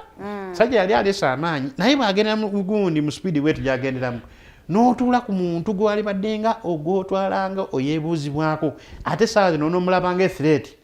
kubanga balinamu neno scenario eyeri ekunga kubanga national mbaliza wa kunga ye mukulu ye senior brother wani Kyagulanyi ate chairman Nyanzi kati ate be batwala gundi Masaka kunga ate nga bali against Mpuuga bakitwala batya nti Mpuuga bamulabanga threat kubanga he has been built politically ali eloquent enough kitegeeza bamulabanga threat nti ayinza okukola ki okuwamba obuyinza bwono naye ate mu kino nze mbagana naye dictator kubanga bo bajja bagamba Museveni is a dictator munda gekontino gwe oyagaliza buli omwaka leki abeere omugundi omukulembezewo after you bwabanga osobola okulwanyisa nga gwe bebaine n'olwanyisa gundi n'olwanyisa onaleba Mpuuga ne mumulwanyisa olwokubanga yafunye service award ate olwokubanga eri Masaka mutaddeyo kunga mumulwanyise olabira ddala nkugamba ate abaali baddenga abayambe ekibiina ogenda maaso ate mukolaki ate mubikimenya mukikubakwa so opposition teye ebadde etaddewo ku maanyi naye ate buli lugenda maaso ntusuubira nina nelwengamba nengana naye President Museveni alina musawo wa kinansi abantu bano ebiseera ebisinga opposition amulogera omuntu omulala ali mulayini bulungi naye abantu batandika okudiskulamubona bava ku mulamwa ne beekubakuba ate bya ssente ogana naye bantu mmwe solowooza obuzibu bwa Honorable Kyagulanyi ba advisors alina okufuna abantu nga bayi senior ali rekeresi nnyo tosobola kuvaayo kati juzi yali wano mu kuziika mukulu omutaka Lwoma Daniel Bosa bambi mukama mwoyo gwagumuza emirembe yavulyeyo kubanga ndowooza yali yemujjuba era nga era okwogera oyogera era ku munno n'ogamba nti ate oyo yenna abatulyamu olukwe tava mu west tava mu north naye memba waffe mu central kwegamba ate oyongera kunyikira ddala munno otegera kwegamba ensonga bezitonzi ndaba zaali badde itaano ate otandise nazitwala mu bagundi ba elders abagundi abakalica ya Buganda kugamba nze ndaba ali tuvekerezi alina okubeera nkugamba tamanyi kyakwogera era speeches ze balina okukola ki ozimuwandiikiranga afuna abantu abayi senior nga bakanso medadi lwegasegula abantu boogera ebiriyo n'omukulu ono mwenyini saa zino gwebakuba bwe bamufiirwa NRM ejjamuwa ekifo aba mwamutwala dda ajja genda aba bamutwala dda ng'omusajja ayogera bituufu andi kati bo be babyogera mutwala dda naye ate jjukira abadde mu parliament era akyaliyo naye ate bw'abanga associatinga ne gundi Honorable Banita Amongo ne gundi nani ne Tayebwa bagamba nti oyo wa NRM ate nga bali be babossi be baba bakola order paper gundi discussions bagenda okwogera ku order paper alina okusooka okwebuuza ku bakama be agaye bannange kino kigenda okwogerako bannange nze nga walidde opposition sikikiranyako oba tukiripiiringe oba we retract this netakako ekira kugamba ebeere mu line again of favoring a ruling party ne leader of opposition omusajja abayambye nnyo okuzimba ekibiina kyabwe naye ate saa zino mutaliko mukuba NRM ejjamu ekifo weewaawo nga tudda ku NRM nga tumaliriza show yaffe y'olunaku lwaleero olowooza NRM eyambye omuvubuka wa Uganda kusinziira ng'abavubuka state gye tulimu tetulina mirimu tuli awo weewaawo tusomye naye olowooza NRM eyambye nnyo omuvubuka sijja kyogera nnyo nti ebayambye abatono ennyo be bakifunyemu abali close to power kati ate bano majority the masses sawa zino osanga abaana bamukulinnya nnyo omwana n'atukeba bamujamu ekibumba abaana bali mu kuvunaabona basomye nze ebyo ebisinga n'okunuma saawa zino nti abaana babonaabona mu ggwanga lino abaana basomye nnyo saa zino buli lwolaba buli mwaka olina digiri yo n'ogenda okuloba obwakadaama ogenda okuloba obwakadaama abaana bali mu kibuga muno ba boda bodas bali mu kuvuga boda naye ng'alina digiri okitegeera kwegamba nga gavumenti ekikoleddwa kitono era ebyo kwe kusomoza okuli mu gundi nga mu gavumenti n'epate yange NRM bakama baffe tubasaba abavubuka bongere okukola ki okuyambibwa kubanga tesaazi n'olaba balese zi PDM parliament models zemyoga youth funds ziyamba abantu naye ate osanga bano ba implementers at those parish and regional levels ate bazeza esente ezo nga tezifunika anti kati bano abazi implementing abazikola ki ate bazeza omuvubuka n'abeera natokoze ki kubanga kino byonna omuvubuka babanga akifunyemu omuvubuka ajja kuyamba ki omuzadde we okitegeera kuba omuvubuka yasinga okukola ki naye ate ba implementers ne bazeza ate ne batakwatibwako okitegeera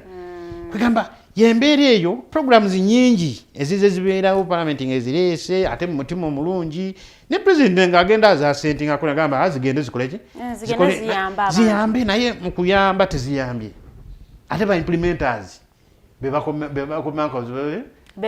bebazeza kati omuvubuka niwe osanga akyayaga okitegeera tituyambiddwa ng'abavubuka saa zino nkyali muvubuka nze naye olwokubanga kati bibyo ebyantuutsibwako okuvuma okola ebyokukufuula omufere basoneta you never applied no one recommended you yes abakulu bano benoonyeza byabwe bali mu ofiisi kwenoonyeza byabwe kyekyekugambye nali tebakyajagaza byanca ebyenca byanca ebyaliro byaliro alidde ki leero olowooza tukyetaaga NRM okubanga ye ruling party oba esaana esookeddeko ebbali abantu abalala bakikwate kusinziira ku mivuyo egirimu ne bwe batasobodde kukola kusinziira nga bw'oli mu kubipointing out well NRM eri ejja kubaawo Justin Gengama current leadership olowooza kyalina capacity current leadership yaffe ina okubeera nti ekola realignment ez'abantu abaladdawo ejja kubeera ne capacity nga President Museveni atuwadde successor we nga President Museveni abawadde success yes oyagala President Museveni abawe success atuwe successor lwaki alina okuwa saawa zino bingi ebyekiyayo ebikolebwa mu ggwanga naye President Museveni takyaluma bano abamwetolodde bano balinga bye bafuga eggwanga so oyagala Museveni abawe successor atuwe successor yenna kati olaba yenna anaavaayo kubanga nali nsuubira nti kale mutabanyiwe General Muhoozi ajja ate era nga tumulabanga ajja kubanga kati Piero yiyo weri ate nga mumulabanga asobola Patriot Kirigo of Uganda by the way nze General Muhoozi mwagala mu nsonga bweri General Muhoozi bw'otulina manifesto ye future manifesto ye ekulaga nti no bwe nkwata obukulembeze kyensookerako bisanja walaba manifesto ya mukulu General Muhoozi Kayine Rugaba of course ajje nze ngobera nnyo Twitter handles ze ayina bwinzi za abera's pointing out yes as pointing out naganza okukwata obukulembeze bw'eggwanga lino njagala bisanja manyi naze nkubulira kino omanyi ekizibu kyaffe saazi nekiri e Uganda wano ekitutte nnyo muntu kufuga marathon twetaaga omuntu ajje jangu n'ebirungi byo jangu ne kasasiro ofuga ekisanja 12 genda n'omulala ajje bwe tubanga tuli mu nfuga mu mbeera eno ntino notion eno ntino tuwere circulation yes kati ono kajja afuge naye afune kyafuna agende kubanga kino kyemugambye nti omuntu takyavuga saa zino ntino kuweereza muntu ye yeekusa kati ono kajja afuge ekisanja 12 agende twetaaga bisanja Uganda erina buli kimu ekisobola okuyamba munnayuganda okola ki okubeera Uganda nga ejyayagaliramu naye ekintu kino ky'omuntu okufuga gafula era nze kino kyengamba nti opposition bw'ova eno emira ku magulu ga 3 ng'ofuza ebisanja more than 2 terms oli mu parliament n'ogamba President Museveni is a dictator then you are the dictator kubanga tosobodde kulagani tosobodde kubeera example okitegeera bw'obanga ofuza ebisanja 2 ebisanja 2 nawe n'otulaga kuno ogamba President Museveni ofuza emyaka 8 genda kubanga naffe tukulazeeko President Museveni ajja kola ki ajagenda naye nammwe bamwetolodde ne bwe banaamulaga sirowooza nti anaagenda naye nze nsaba okubuuzaayo olowooza omukulu Muhoozi ayinza okubeera ow'enjawulo ku taata we era kiki ekiyinza okumwawula ku taata we nga singa aba akutta obuyinza ajja kubeera manyi ye bw'alaba okukaaba kwa bannayuganda n'ebirala byonna ebize bitetambula bulungi ku mulembe gwa taata we oba oli awo n'abeera n'abamuwa ku magezi n'ajja nga kugamba ayagaliza ensi ye ebirungi oba oli awo nsuubira nti nayinza okukola ki ayinza n'okujja n'omulembe gw'abavubuka n'akyusa mu nkola eby'ebyenfuga mu ggwanga lino era ntusuubira nti nayinza oleetawo change. Omukulu Muhoozi ne Pierre Iye Patrick of Uganda. Oli member? Well, ndi member. Ekibiina ekyo kiri just a branch of the NRM. Olaba ne kala zonna zonna zikolebwa za NRM. Naye ate for now nkyalimu NRM until further notice. Muzeeyi bw'anaavaayo n'alugaba bannange kubanga nze nsuubira shocking news. Nina kye nsuubira. Byonna ebitambula muzeeyi abiraba. Ate bali buli we babeera baba n'obukuumi. Ayinza otushokinga nti n'agamba bannange mumpeere omukulu. Mumpeere omwana nze nkoze ki? Nze mpumudde. Ekyo tukisuubira. Era mulyoke nakyo. Tubuyoke with it. Kubanga jjukira bonna bakaddazi bonna abakibiina ate be bali kweri. Ffe essaawa zino ffe abakyakirizamu NRM tuli ku NRM for now. Ate lunga muzeeyi atulaze okukola ki? Ekitegeeza mmwe abakkiririza mu kubanga n'essaawa zino tugenda ku gundi kukola gundi update za gundi za register aba membership nga 13 ne 17. Mwabakiriza mu NRM temulimu potential candidate asobola kujja kuba president nga si mutabanyi wa mukulu. Bangi. Era bebe ngani ntino njagala muzeeyi aveeyo lumu. Asongeko ku omu. Asonge ng'agambye kadaga genda. Paul Waiswa nkulonzi twala ekibiina mu maaso kubanga tukisobola. Okitegeera President Museveni azimbye abantu bangi. Yes. Abasobola otwala ekibiina kino mu maaso. Saawa zino President Museveni bwe bavayo n'FSU Abannayuganda n'ensi yonna bamulabanga kyekizibu kyaki? Kya Uganda ne party. Nti saa zino buli kikolebwa obubi mu Uganda banenya President Museveni. Naye kana bamwetoledde babikola. Kwegamba bakulaga nti balina n'amaanyi mangi agasinga President Museveni. Be balinga abafuga eggwanga. Nandi kati Bannayuganda tebasobola kunenya bano okuba nga ffe tutunuulira oli gwe mutwe omukulu. Ati gwe mutwe omukulu. Okitegeera? Kitegeeza yatakoze kimala okuyamba Abannayuganda mu kukaaba kuno kwonna balaki kwe balimu. N'ekibiina saa zino ekye-NRM nti kiri selective. Egundi ebifo bibeera selective. Oli aliyo yateekayo wowe. Okitegeera? Ne bagamba Uganda egenda maaso bakuze PDM egenze naye nga bikomaawo. Enkaaba eri mu ground eri tebabiwulira. Bo as long as bali bulungi wano byebyo. Babikola naye President Museveni takyaluma. Kati mubutaluma obukitegeeza takyalina mbavu zikola ki? Zitwala ggwanga mu maaso, zitwala kibiina kyaffe mu maaso. Mukyo otegeeza nti takyasobola kutowa order ku bantu bamwetoolodde ne bakola. Byendaba. Nyampiteko mu comment njijeewo comment y'omukyala Lesapu ye agamba we have always told you NRM ya babbi and bafera and you guys said we just don't like NRM. Now you see treating their own like that. But anyway, Mr. Waiswa, are you still interested in belonging to NRM party oba tunagwaga kutwala mu kavuyo kaffe aka opposition bamalega kutwala eri kubanga era okyali mu NRM nja kubeera sigenda mu opposition saa inabeera eyiika sagala kubeera mu gundi ezo yo NRM teyiika kaka NRM gisanga mu faction zinga zosanga kati mu parties zine za opposition nosanga je zinaye nga tezijja buzimu nze nkyabiraba nti NRM gye tukyaliko ya President Museveni okitegeera kati etambulira awo nze sijja kugenda mu opposition lumu nalikoko ku mpewo ezimu omuntu omu n'akuba essimu n'agamba nti omwami oyo ayogedde bulungi naye tumwetaaga abeere muki agende mu nuupu n'agamba nze essaawa zino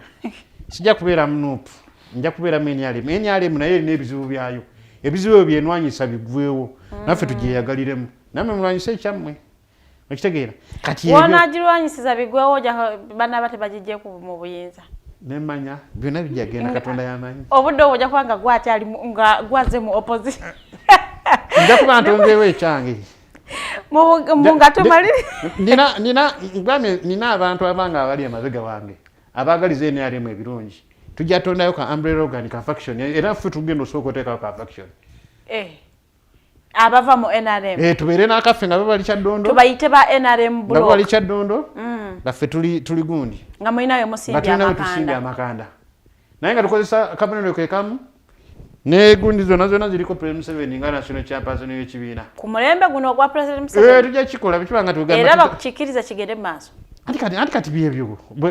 kubanga ajjukira bwe manki wandiisa nina okugenderera mu bakulu abo abamu bakoleki bampe emikono abakulu bennyini abakuwa appointment abamu baba balina okumpa emikono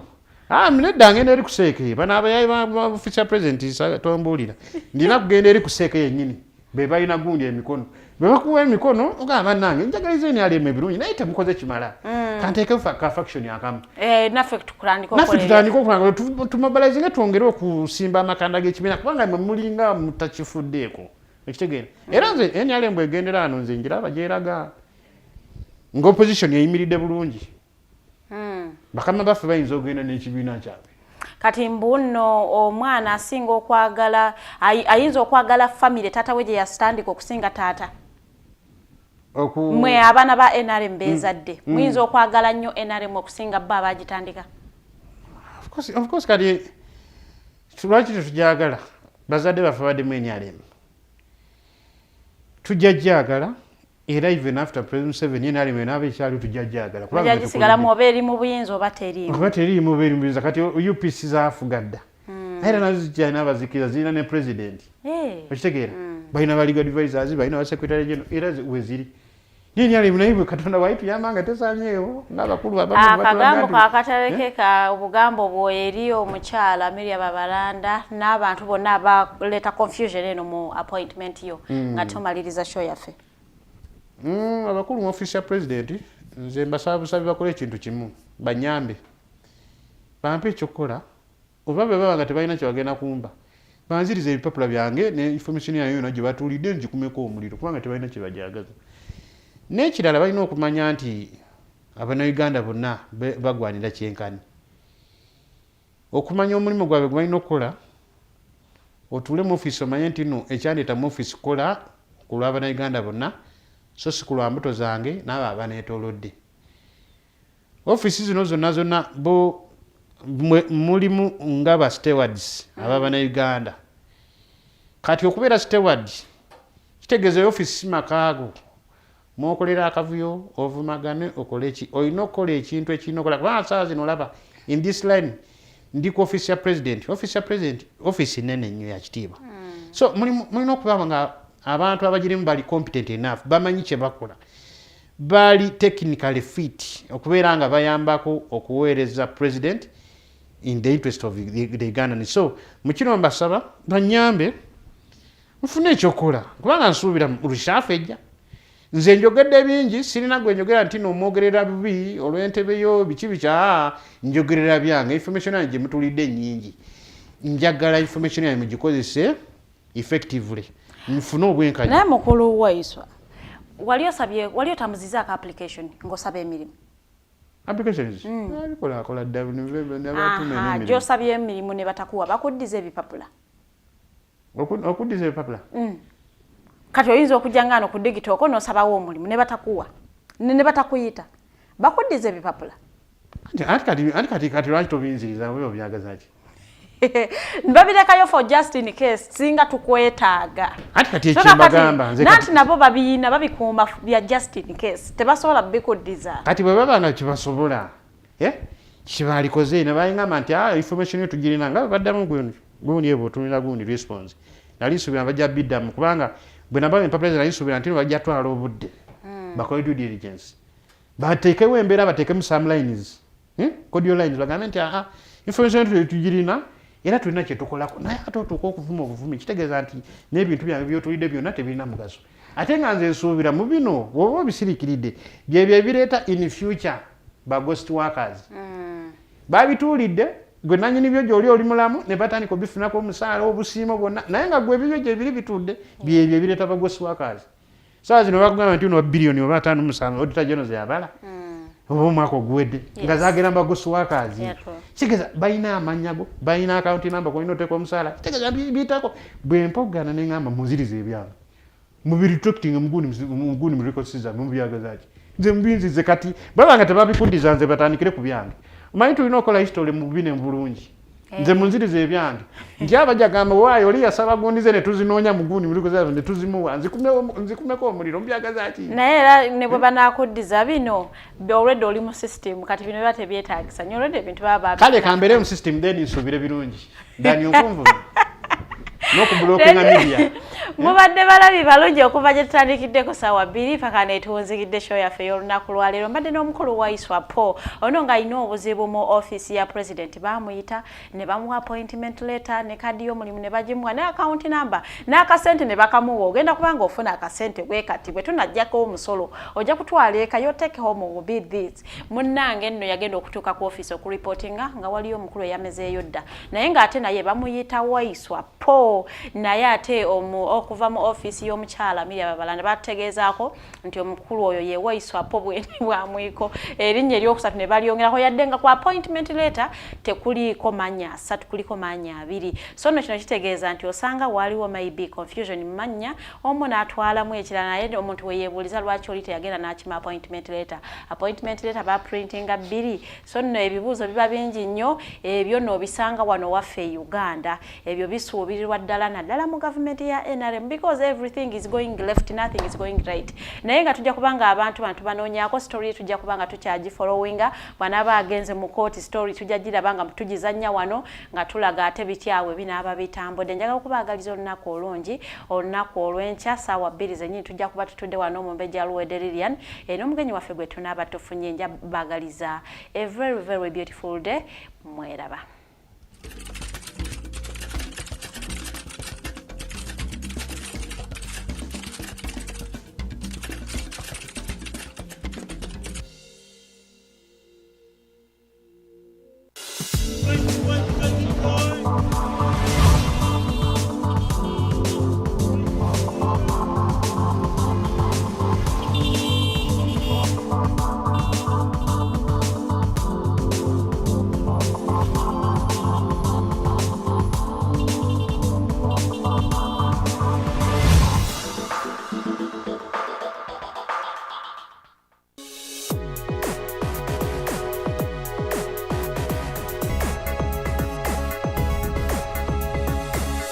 The Alternative Dig Talk. Real issues, real talk.